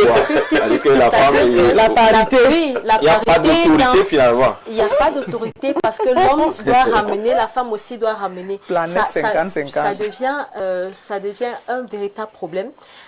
Lorsque nos mamans nous élevaient, elles nous apprenaient que la maman devait avoir suffisamment de temps pour s'occuper de l'éducation des enfants pendant que papa sortait pour ramener le pain quotidien. Mais aujourd'hui, il y a comme des défis dans les foyers. Si le mari est avocat, la femme doit être procureur. Il faut que. Et la femme, malheureusement, qui ne ramène pas aussi, ou alors qui décide d'être ménagère, elle n'est pas respectée dans son ménage. Donc, elle doit sortir pour ramener, parce que le système de 50-50 l'oblige. Ça, c'est un véritable problème. La dame l'a évoqué. L'État doit prendre ses responsabilités. Il est inadmissible que le travail, qu'on retrouve des gens dans des bureaux jusqu'à 23 heures. Ils vont même jusqu'à 23 heures. Il y a les femmes des gens là-bas. Des réunions. Le patron a dit qu'il y a encore... Le patron a dit que... moi, j'ai une grande sœur à moi qui travaille dans une université d'État. Parfois, elle me dit, il est 23 heures, on attend que le recteur arrive pour commencer la réunion. Mais comment est-ce qu'elle va faire pour quitter de là si elle n'a pas de véhicule jusqu'à son domicile? Ces enfants qui sont rentrés depuis 14h30, qui s'en occupe? Qui s'en occupe? Donc, à un moment donné, c'est ce Capharnaüm-là qui permet des failles dans la société. Personne n'est plus à sa place. Tout le monde fait n'importe quoi. Et lorsque l'enfant reste dans l'établissement jusqu'à 16h, 17h pour attendre son parent, il ne reste qu'avec le gardien de l'établissement. Le plus souvent, le gardien, lorsqu'il reste là, il attend. On ne va même pas le dédommager pour ces heures qu'il a perdues à garder l'enfant. On ne va même pas lui dire le moindre merci. On fait comme si c'était son devoir professionnel. Alors que, oui, il vient avec l'enfant. Et puis on monte dans la voiture, on est parti. Mais vous pensez que la prochaine fois, ce gardien-là va s'occuper normalement de votre enfant? J'en doute. À côté de ça, je voudrais mentionner que sous d'autres cieux, Jean-Jacques Zé, lorsque vous négligez vos enfants de la sorte, on vous retire la garde de ces enfants. Ne copions pas chez les Occidentaux seulement les gratte-ciel. Copions aussi parfois leurs valeurs. Ailleurs, on remarque que votre enfant est rentré de l'école avec ce genre de situation. On indexe d'abord les parents, on vous retire la garde. Même si c'est pour 2 semaines, 1 mois, le temps de trouver des solutions. Parce que cette négligence, c'est cette négligence qui crée toute cette psychose dans la société. On a des enfants qui doivent aller à l'école l'année prochaine. Moi, j'ai ma petite fille de 2 ans. À 3 ans, je me demande, est-ce que je vais m'en sortir? Le cœur bat, tu as peur, la psychose s'installe. Ce n'est pas normal. On ne peut plus faire confiance. On ne peut plus faire confiance. Les parents qui ont abandonné leur rôle, la maman qui sort le matin, qui ne rentre que tard la nuit, tout à l'heure, sur le cas de la... son téléphone. Oui, elle est dans son téléphone. Tout à l'heure, pour le cas de la petite Nawel, on s'est rendu compte que le parent qui est parti chercher l'enfant à 14h30, lorsqu'il ramène l'enfant à la maison, il ne constate pas que l'enfant présente un malaise. Ce n'est que lui, c'est même le lendemain qu'on vient signaler. Mais de 14h30 jusqu'à 6h du matin, vous étiez où, chers parents? Où étiez-vous? La maman était où? Il faut faire la lecture. Parce qu'il y en a qui ne savent même pas laver leur enfant. Hein. Oui, parce que quand l'enfant rentre de l'école, qui s'en occupe? Qui la débarbouille? Qui la débarbouille? Vous ne posez pas de questions à l'enfant. Comment était ta journée de classe? Tu as fait quoi avec qui? Vous ne vérifiez pas les sacs de vos enfants. Mais moi, je vais dire la maman, parce que le plus souvent, le papa, ok. Mais la maman était où pour le cas de la petite Nawel? Pour ne constater que des heures après. Et lorsqu'elle constate le certificat médical que les parents eux-mêmes ont envoyé dans les médias montre que tout est ok selon le certificat médical. Après, on dit quand même avis du gynécologue en bas. Avis du gynécologue attendu. Mais il met en place un enfant qui a été violé. Ok, on a vu le sang. Mais pourquoi est-ce que ce n'est que le lendemain que vous vous rendez à l'hôpital? Il y a problème. Vous étiez où, chers parents? C'est pour ça que l'enquête doit être minutieuse dans le cadre de ce genre. À un moment donné, moi, j'aurais proposé qu'on retire même d'abord la garde de cet enfant à ses parents, parce que les parents aussi ont été négligents à leur niveau. Beaucoup de négligence même. Oui, je voudrais m'offusquer de cette analyse.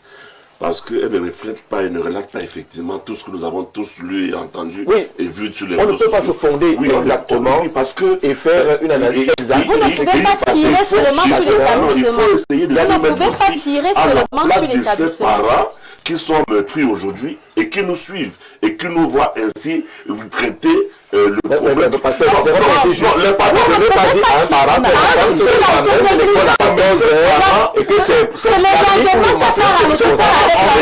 on témoigner du fait qu'ils n'ont pas attendu le lendemain ou le matin. Ils sont allés à l'hôpital immédiatement. Ils ont témoigné également du fait que le constat qui a été fait a été biaisé et qu'on leur a demandé d'attendre le rapport du gynécologue le lendemain. Et que quand le gynécologue arrive le lendemain, ainsi de suite, il faut aussi tenir compte de Si vous restez sur ses parents, Oui. on ne va pas se comprendre. Oui. Il y a des parents qui ne s'occupent pas qui sont de leurs très enfants négligents. au sortie de l'école. Nous sommes d'accord. Ils n'est même pas considéré Voilà. que l'enfant qui sort de l'école à Elle a 14 heures. Je suis en train- créer un fait de société. De société, c'est ça pas- les c'est pas parents qu'on ont- va- parce que les c'est parents pas ont la fixation. démissionné. Ce n'est pas la Les parents ont fixation sur le démissionné cadre. de leur rôle. Et à un moment donné, il faut tirer aussi sur ses parents. Parce que nous, je suis maman. Vous ne savez pas ce que c'est que porter un enfant pendant 9 mois. Moi, je suis une mère. J'ai un enfant de 2 ans. Je suis une maîtrise dans l'âme. Lorsque j'entends ce genre de situation, mais j'ai mal, peut-être même plus que vous. Parce que je sais ce que c'est que donner la vie. Et à un moment donné, si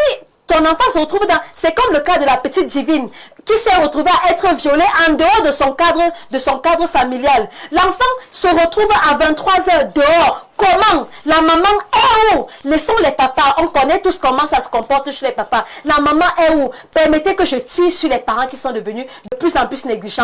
Peut-être ça va permettre à d'autres parents d'être davantage conscientisés et de prendre leur responsabilité en main. Très rapidement, on va écouter ce que le ministre de l'Éducation de base a dit au sortir justement de cette réunion de crise qui s'est tenue aujourd'hui dans les meilleures conditions. Je vous propose d'écouter le professeur Laurent Serge Etoudingwa.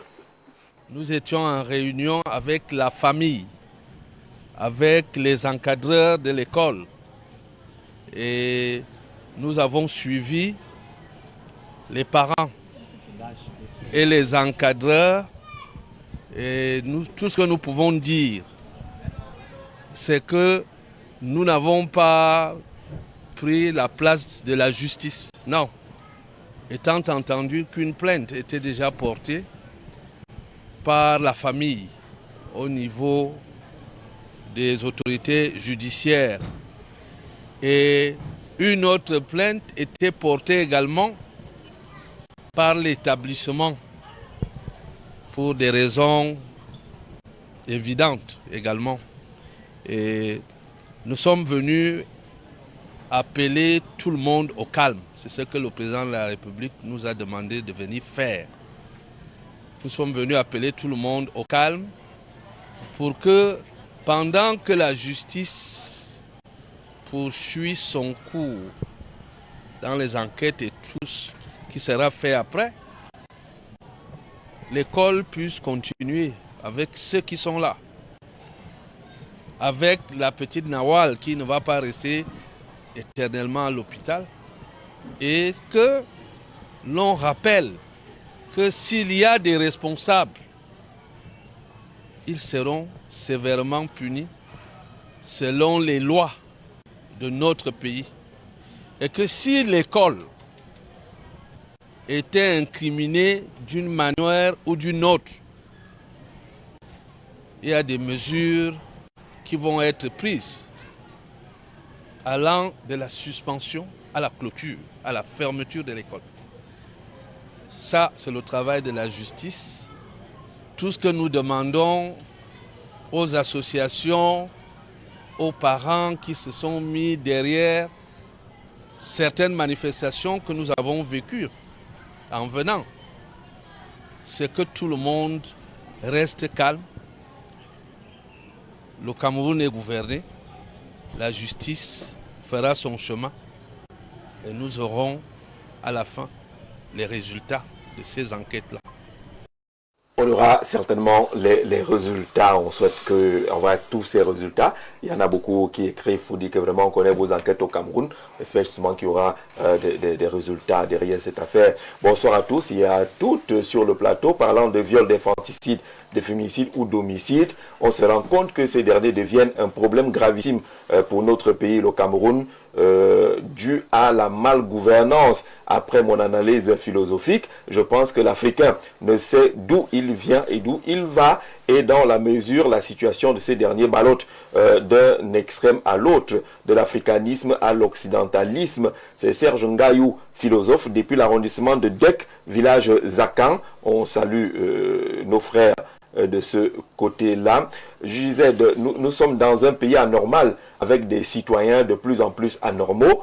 Quand vous scrutez en profondeur le Cameroun dans toutes ses composantes. Vous y trouvez des anomalies multiformes, de la tête de l'État au bas-fond de notre société. On voit des choses anormales. Le Cameroun entre davantage dans la gadoue, bien que l'ordre rayant refuse de l'accepter et de prendre des mesures sur une durée afin que nous sortions de la perdition. C'est Hubert Volo qui envoie ce message. On salue le frère Hubert Volo.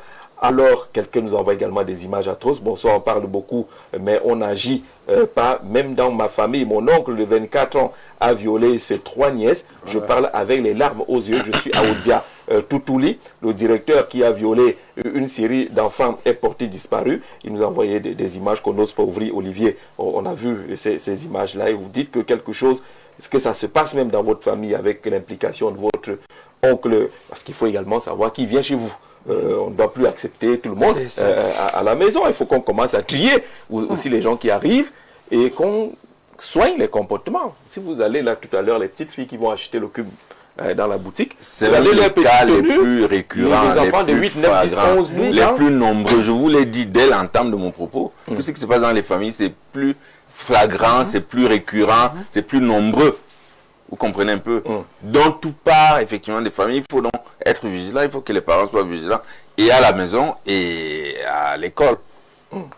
Oui, mais Majesté, tout à l'heure, pendant que nous étions un peu en off, on se posait cette question. Oui, c'est bien de tirer sur les parents que nous sommes tous. Hein. Oui, bien sûr. Mais c'est aussi nécessaire de s'interroger également sur comment est-ce que nous, tous parents, nous faisons pour élever nos enfants, pour subvenir à nos besoins, pour entretenir nos foyers, nos familles.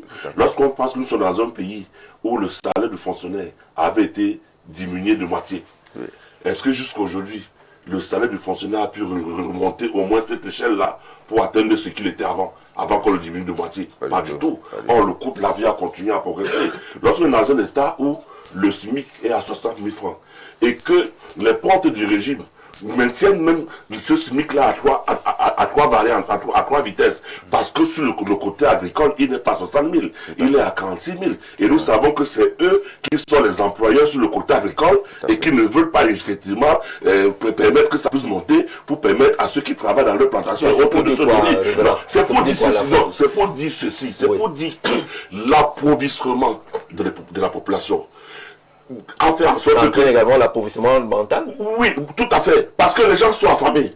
Et j'espère que vous n'êtes pas en train de justifier. Je ne justifie pas. Voilà. Je ne justifie pas, mais je voudrais interpeller ceux qui nous dirigent pour dire que l'un des remèdes également, c'est de relever ça. C'est de relever les moyens des populations pour pouvoir subvenir à leurs besoins. Mais ceux qui mangeaient les clitoris à Mimboma n'ont pas dit qu'ils n'ont pas de salaire.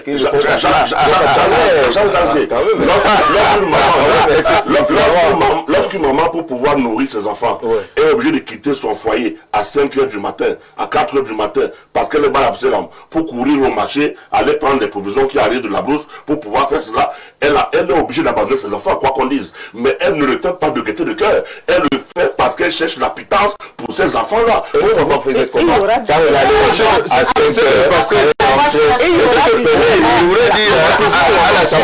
parce que ce que le pasteur dit, c'est le pasteur Mpako dit, c'est tout à fait évident et pertinent. Je dis qu'à la suite, dans l'éducation, je crois que c'est Madame Jeanne qui l'a dit, dans l'éducation de nos enfants, il y a plusieurs intervenants. Il y a nous les parents. Mais qu'est-ce qui vous ramène au sexe d'un bébé? Moi je comprends toujours pas le lien entre le bail et soit là quelqu'un qui agresse le sexe d'un bébé de 3 ans. Là vous me désacceptez. Parce qu'on a là vous me désacceptez complètement. On risque d'entrer dans la politique une affaire assez compliquée. Mais comment un être humain, pasteur, laisser un peu le syndicalisme, un être humain bien portant peut envier, je crois que c'est... Est-ce qu'il bande? Il fait comment? Non, c'est pas vos oreilles, mais c'est important de le dire. Comment tu fais pour être debout face à un enfant de 3 ans? C'est par, comment on dit, atavisme. C'est par un syndrome, c'est par une sorte d'éducation. Je crois que c'est le pénaliste Beccaria qui disait que les individus, les criminels ont toujours, n'est-ce pas, une tendance qui leur sont propres. C'est-à-dire que c'est des tendances déviantes, c'est une psychologie trop pro-criminel en réalité. Parce que c'est de la criminalité ou de la pédocriminalité. Pasteur, moi, vous voulez amener cette affaire au Cameroun. Vous permettez un peu, Pasteur, madame, vous, quand vous êtes en train de prêcher, vous ne voyez pas ce que nous on voit. Les femmes, il y en a partout. J'allais dire même genre, pour qu'on se comprenne au Cameroun. Mais laissez tout ça. Vous allez là en route, là on connaît toutes les rues, là où vous n'avez pas besoin d'efforts particuliers. Laissez tout ça pour aller prendre... oui, c'est ce que j'essaie de vous dire tout à l'heure là, que au-delà de ce que c'est une perversion, c'est de la possession. Voilà. Parce qu'il faut être possédé d'un esprit du mal pour, comme vous l'avez dit, utiliser le thème, arriver à ses fins. Avec toutes les femmes qui se veulent gratuites aujourd'hui, arriver à ce niveau, quel est le sentiment que vous aviez? Si ça avait été votre enfant, quel aurait été vos sentiments? Si ça avait été votre... Vous savez, il faut atteindre un certain niveau de possession pour poser certains esprits. Là, c'est à le haut niveau. Je peux venir en niveau de possession là. Parce que c'est extraordinaire. Et ça ne peut que relever de ces sectes ésotériques et de ces exigences qu'on leur impose pour atteindre certains auras. Parce que... Pasteur, qu'est-ce qui pousse les gens vers cette secte ésotérique? Parce que Jean-Jacques a posé une très belle question tout à l'heure. Et puis, on est un peu surpris dessus. La belle question que tu as posée. Il a parlé de l'appauvrissement. La belle question. Président, Oui. dans vos bureaux là, dans les bureaux de Yaoundé là, les gens qui travaillent à 23 heures là, qu'est-ce qu'ils font?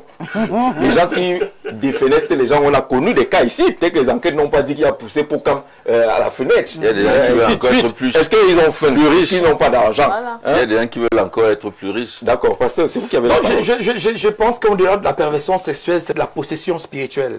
Et je crois qu'aujourd'hui, dans nos tribunaux, on reconnaît la sorcellerie. Parce que ces oncles qui font ça, qui ne le font pas pour de l'argent ou pour des promotions, le font pour stocker les énergies spirituelles qui les permettent d'être plus puissants, d'avoir la notoriété dans la parole. C'est-à-dire, quand il a déjà dit ceci, personne ne dit plus rien. Ce sont des pratiques spirituelles qu'on doit désormais traiter avec la dernière rigueur. Quiconque le fait, qui qu'il soit, quel que soit son rang social ou sa classe sociale, ce monsieur est possédé et il a besoin de délivrance. D'accord. Marie-Jeanne. Il doit être sanctionné par la loi. Et donc, je sanctionne par la loi. c'est ça. Parce D'accord. qu'en dehors de la délivrance, Par la il loi. faut qu'il soit sanctionné par la loi et par la justice camerounaise. Mais pour arriver là-bas, il faut de la dénonciation. Oui. L'Africain se tait beaucoup. Oui. Il tait beaucoup ces situations-là. Pour que ça arrive sur la voie publique, il faut quand même... C'est des cas rares, mais le président est convaincu, et beaucoup ici, qu'on s'assoit beaucoup sur ces choses-là. Oui. Ceux qui nous regardent aujourd'hui sont en train de se souvenir des cas qu'ils ont chez eux, Oui. qui nous regardent au quotidien, mais personne ne dénonce. Je vais même vous dire quelque Faut chose. dénoncer ça. J'avais, président, permettez s'il vous plaît, j'avais une nom que j'avais employée chez moi qui ne savait ni lire ni écrire. Or, mon fils, il est bilingue. Donc, quand elle recevait les Ça a SMS... compliqué la vie de ton enfant. Donc, quand elle recevait un SMS venant d'un garçon, c'est mon fils qui lisait et qui répondait. Même les vidéos. Donc, cependant, elle a commencé à initier mon fils à des SMS d'amour, sans que je ne le sache, à la maison. Jusqu'à ce que... Oui. Ce que je sors le matin, c'est que la jeune fille est en train de l'écrire. Nous sortons le matin, nous rentrons le soir. C'est juste qu'un jour, quand je demande à mon fils comment est-ce que tu as passé ta journée, il dit que non, tandis que t'attends à me faire répondre à ces messages, je ne comprends même pas, mais j'écris. Voilà. Vous voyez, il avait déjà des langages à caractère d'amour et toutes ces choses. Ça revient à une seule chose. Ce qu'on disait que Ce il qu'on a faut savoir dit, qui il faut entre venir chez soi. déjà de Oui. l'intérieur. Oui. Ses neveux, ses nièces, ses cousins, ou même Absolument. ses employés que nous Absolument. prenons souvent. Parfois, les enquêtes de moralité deviennent fondamentales. Même pour quelqu'un qui vient passer ne serait-ce qu'une nuit chez toi, tu dois savoir pourquoi il est là, pendant combien de temps est-ce qu'il est là, Ouais. et avec qui il sera. C'est même un problème qui s'appelle, tu peux régler son problème. Il reste chez lui. Parce C'est qu'on va de le plus en trouver plus croissant et ça gaillardement devient- assis au salon torse nu, avec une Voilà. petite culotte qui ne cache même pas son sexe, et les enfants de 8 ans, 9 ans. Voilà, vous voyez, donc on retombe sur ce que j'ai dit, les parents doivent reprendre le centre de l'éducation de leurs enfants. Si vous n'aviez pas instauré la communication avec votre fils, Ouais. vous n'auriez jamais été au courant. Peut-être elle aurait même allé à l'extrême, commencer à demander à l'enfant de sortir, ramener ci ou Ou ramener ça. devenir son caméraman, pour Voilà. filmer les choses, Voilà. communiquer. Elle va envoyer à son Ouais. Permettez vraiment que les parents reprennent le centre de l'éducation. Personne ne peut aimer ton enfant plus que toi. C'est toi qui connais ce qui est bon et ce qui n'est pas bon pour ton enfant. que personne d'autre en dehors de toi ne prenne le pouvoir sur ton enfant. Cause avec ton enfant. Jean-Jacques, c'est à l'école primaire aujourd'hui, on leur fait des petites chansons pour leur donner une éducation sexuelle à leur niveau sur le corps. Mon corps m'appartient, mes fesses c'est pour moi, mes seins c'est pour moi. On est obligé, je vous ai dit aujourd'hui, lorsque vous m'avez prise à la radio, vous avez demandé, mais à 3 ans, oui, c'est nécessaire. À 3 ans, on leur enseigne ça. Mon corps m'appartient, personne d'autre n'a le droit de toucher à mon corps en dehors de moi. En tant que papa, en tant que maman, répétez-le leur. Ton corps t'appartient, ni tonton, ni grand frère, ni le maître, ni la maîtresse. Personne n'a le droit de toucher à ton corps. D'accord. Alors, dans ce suivi-là, Marie-Jeanne, on a les masses médias, on a les médias. Le Cameroun absorbe tout. Je n'ai pas encore vu le régulateur interdire un programme d'une chaîne au Cameroun. C'est nous là qu'on suspend. Ici, c'est un mot compliqué ici. On va me sanctionner directement. Mais il faut toiletter, y compris les dessins animés. Notre cher Simpson, on les scènes homosexuelles aujourd'hui. Mais ça passe au Cameroun, le régulateur n'est pas là. Donc, ça revient, je vais rejoindre son analyse, hein, parce que il y a le mutisme qui est souvent imposé aux enfants qui sont victimes de violences sexuelles. On te fait ça et puis on t'interdit de parler. Il te dit, et ça c'est dans la maison, hein. Donc les parents doivent être observateurs et les parents doivent cultiver une certaine complicité avec leurs enfants.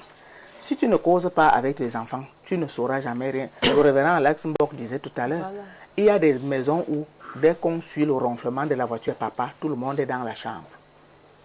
On pense que papa lui-même pense qu'il a de l'autorité, mais il ne sait pas qu'il est en train de tuer ses enfants. Il faut causer avec les enfants. Et ce n'est qu'à partir des causeries qu'on va apprendre beaucoup de choses. Et puis, il y a une autre... la société camerounaise, elle est poreuse.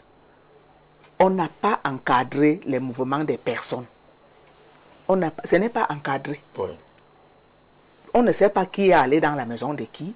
Le chef de bloc ne maîtrise pas qui entre dans son quartier et qui sort de son quartier. Toi-même dans ta maison, il y a des personnes dans certaines maisons, dans certaines familles. Si c'est la famille de madame qui est arrivée, parfois le mari découvre l'étranger même une semaine plus tard. Il ne sait pas qu'il avait un étranger dans sa maison. Donc c'est des pistes d'agression inconnues des parents. Quand tu as un étranger dans ta maison, il y en a qui séjournent dans certaines maisons et qui repartent dans des grosses bâtisses là. Oui, il est peut-être au sous-sol ou bien au rez-de-chaussée. Toi, tu entres par une porte, tu ressors par une autre porte. Tu ne sais pas qui vit chez toi. Donc, la société camerounaise, l'administration territoriale doit contrôler et encadrer les mouvements des hommes qui habitent quel quartier, qui a accueilli un étranger. Dans d'autres pays, à côté, ça existe. Si un étranger arrive chez toi, tu dois le déclarer. Tu dois déclarer que tel est venu chez moi et il est là pour tant de jours. Pourquoi ça ne se passe pas chez nous? Donc, si on laisse l'éducation de nos enfants aux nounous, ou bien au neveu qu'on a allé chercher au village parce qu'on n'a pas d'argent pour payer la berceuse, cela va toujours arriver. Et tu vas remarquer que ton enfant a des comportements bizarres, il ne parle pas, il mange à peine, il n'est pas épanoui. Mais tu ne te poses pas la question de savoir qu'est-ce qui se passe, pourquoi il est ainsi. Et maintenant, pour revenir dans le cadre des écoles, on a parlé de l'enquête de moralité, on a parlé des contrats, même comme le révérend Paco voulait me dire que le contrat peut être verbal et être... Oui, le contrat peut être verbal, mais dans les cas où il y a la récurrence des agressions dans les établissements, il faut réguler cela, il faut que ce soit des contrats écrits et qu'est-ce qu'on fait, enregistrés. Qu'est-ce qu'on fait dans des répétiteurs? On envoie nos enfants chez un répétiteur. Ou alors le répétiteur vient à la maison. Des fois, est-ce qu'on l'a identifié? Des fois, on ne connaît pas son nom. Son nom. Je vous l'ai dit. Des fois, on ne l'a pas identifié. C'est pour ça que je parle d'encadrer les mouvements des hommes qui entrent chez toi et qui ressortent. Même dans les immeubles, c'est vrai, il y a souvent des cahiers, mais est-ce que les concierges sont là? Mais est-ce que toi, l'habitant de l'immeuble, tu as vérifié le cahier du concierge? Comment tu entres? C'est pas normal. Donc tout ça là doit être encadré. Les deux dames que nous avons sur le plateau ce soir, et partant de ce qu'elles déploient elle-même comme un raisonnement et explication. Surtout le docteur Nola qui a très bien dit que dans l'éducation de nos parents, nous savions que la maman s'occupait de l'éducation des enfants, elle restait à la maison pour entretenir les enfants, mais papa allait chercher l'appétence quotidienne, de quoi manger, ainsi de suite. Aujourd'hui, elle se plaint de la société, elle a parlé du caractère 50-50 et tout. Aujourd'hui, comment est-ce qu'on peut s'en départir? Vous êtes docteur, vous êtes enseignant, vous êtes en train de bâtir une famille, vous avez parlé de votre enfant à 2 ans qui va être à l'école. Lorsque vous serez sorti pour aller enseigner, qui va rester avec votre enfant à la maison? Est-ce que c'est votre époux qui va rester à la maison? Il va l'attacher au dos pour l'amener. Voilà, donc, justement, parce que nous sommes en train de peindre une société qui est la nôtre et nous ne voulons pas qu'on parle de tous les problèmes de cette société. Nous tirons aujourd'hui sur les nounous, mais nous ne pouvons, comment faire pour ne pas les avoir? Comment faire pour les avoir? Mais il y a des préalables. Il y a des préalables. Non seulement il y a des préalables, mais il y a des métiers. Moi, je comprends ce que le référent veut dire. Il veut dire que les Camerounais n'ont pas les moyens d'amener les enfants dans les structures conventionnelles pour les garder. Il y a par exemple les crèches, les garderies. Si les Camerounais avaient des moyens suffisants, au lieu d'aller chercher la nounou que tu ne contrôles pas, tu prends ton enfant, tu laisses à la garderie, il a la charge de la garderie. En cas de pépin, on va s'adresser à la garderie. Mais combien de Camerounais ont donc les moyens pour amener les enfants dans ce type de structure qui coûte cher? Ça n'enlève pas le fait qu'on doit assurer la surveillance. J'insiste que le parent doit être recentré dans sa mission de parent. Pour éduquer son enfant. C'est-à-dire qu'il est inadmissible qu'une maman sorte à 5 heures, ne revienne qu'à 23 heures, et lorsqu'elle revient, c'est pour dormir et ressortir à 5 heures. Oui, je dis, permettez que je dise non. C'est pas acceptable. Après avoir d'accord. On est d'accord. On fait comment? On fait comment? Cette maman-là ne doit pas faire prévaloir l'argent qu'elle cherche. Oui, parce qu'après avoir cherché cet enfant, parce que 23 heures, c'est notre conventionnel. Je pense que Madame Abigala a dit dès le début ici. Madame Abigala a dit dès le début. Si on est dehors jusqu'à 23 heures, alors qu'on est censé arrêter de travailler à 15h30, il y a un problème. Il faut que la société régule. Et même si tu es Bayam, tu peux limiter tes ventes à 19h. Tu ne vas pas tout écouler en un seul jour au détriment d'abandonner tes enfants. Oui, ok. Lorsque tu auras amassé ces millions et que tu rentreras trouver comme la petite divine qui s'en est allée parce qu'un violet est entré chez toi et a fait la sale besogne, que feras-tu de ces millions après? D'accord, merci d'être venu, mesdames. Monsieur, vous voyez qu'on peut dire 1001 choses sur la question. 2 heures ne suffiront pas. Allez-y. Oui, 2 heures ne suffiront pas. Dans le cas de l'Association nationale des parents d'élèves, avec mon vice-président, nous avons touché les autres, dont les 2 ministres, le ministre Nalova et le ministre Etundingwa. En attendant, d'ici la fin des vacances, nous allons peut-être mettre sur pied une sorte de code de bonne conduite pour qu'à la rentrée, dès la rentrée, et tout le long de l'année, on puisse mettre ça à la disposition des parents. C'est ce que nous pourrons faire à notre niveau. Mais nous allons d'abord discuter avec les autorités pour voir comment faire ça de manière concertée. Pasteur, il faut dire que l'éducation présente, c'est déjà ce code de bonne conduite, mais je pense qu'il faudrait aussi ajouter de la religion. Donc c'est déjà bon. Oui, c'est déjà bon un code de bonne conduite. Oui, il faudrait aussi enseigner. Il faut retenir, il faut travailler dessus. Que les cours de morale ne soient pas facultatifs, que ce ne soit pas seulement à l'entrée, qu'on mette même un coefficient dessus. Par exemple, bonne conduite. Oui, conduite, bonne conduite morale, qu'on mette un coefficient. Et qu'on enseigne aussi des enfants la crainte de Dieu, qu'on enseigne aussi des enfants la crainte de Dieu, qu'on les ramène au chemin du Seigneur. Absolument. Parce que cette négligence que nous avions vis-à-vis de ces petits êtres-là finit toujours par nous coûter. Ramenons nos enfants au Seigneur, présentons-leur le Seigneur Jésus-Christ. Ils ne pourront pas commettre ces actions quand ils auront l'âge de ce qu'ils les commettent aujourd'hui, parce que dès la fondation, on leur a déjà monté le chemin. On est d'accord là-dessus, madame. Oui, je suis d'accord avec eux, mais je pense que les administrations sectorielles devraient réfléchir sur l'encadrement du secteur éducatif, sur l'encadrement des familles et sur la protection des mineurs. Il faut ouvrir le pouvoir d'achat des Camerounais. Syndicaliste. En tout cas, les parents doivent faire la veille de façon permanente. Même quand ça marche, il faut veiller. Moi, je vois souvent les cars qui transportent les enfants qui sont allés chercher à l'école à 17h. Un enfant est encore dans le car parce qu'il faut aller déposer les gens à gauche et à droite. Il est fatigué. Parfois, le car n'a même pas les vitres sont fermées. Je les vois souvent à une certaine... Ils sont sortis de l'école à 14h30, 15h30. Le temps de faire les tours, tout le monde. De toute la ville. L'enfant arrive à la maison, il est morts, fatigués, ainsi de suite. Il y a beaucoup de choses à faire et on doit être en éveil. On doit être en éveil. Merci, bonsoir. Faut dire que la société camerounaise est en perte de valeur. Ceci parce que j'appelle la mondialisation sauvage. Nous avons tout bêtement copié les modèles de vie des autres au lieu d'adopter les nôtres aux différentes fluctuations. Comme nous pouvons tous le constater, le pays est foutu. Patrick de Bertois, Patrick, je crois que docteur Zemedong l'a dit, même là-bas, on n'a pas laissé. On surveille, le voisin appelle la police pour dire que ce qui se passe à côté là, venez un peu jeter un coup d'œil. Cet enfant pleure tous les soirs à minuit. Et c'est un peu, il faut le faire, il faut dénoncer. Allez voir le chef de quartier pour que j'observe que dénoncer la maltraitance. Là, on fouette cet enfant tout le temps. Oui. Ou bien tout le temps, on envoie cet enfant à des heures tardives. Parce que des parents envoient des enfants à des heures tardives. Oui. Et quand l'enfant sort, on ne dit même pas que mets le cabas, mais un truc, un petit cache-sexe. L'enfant de 11 ans, les bouts de seins sont comme ça, ils courent. Et vous savez que dans nos quartiers, tous les couloirs, il y a tous les garçons qui sont assis. C'est pourquoi ils sont toujours là. Avec quand vous prenez un couloir dans un quartier, ils sont toujours assis. Ils sont en train de taper les divers et votre petite fille passe. Des fois, elle rentre et pleure. C'est quoi? On a insulté. Les garçons qui sont là-bas m'ont insulté. Ils m'ont dit que je suis même laide. Ils m'ont dit que je suis plate. Ils m'ont dit que... nos parents qui écoutent les enfants apprennent beaucoup de choses. Il faut être vigilant. Merci d'être venu. On se donne rendez-vous. Demain, vous retrouverez Stéphane Barga dans le cadre de Grand Soir. Nous avons rendez-vous dimanche avec Libre Expression, comme tous les dimanches. Merci à vous tous d'avoir regardé.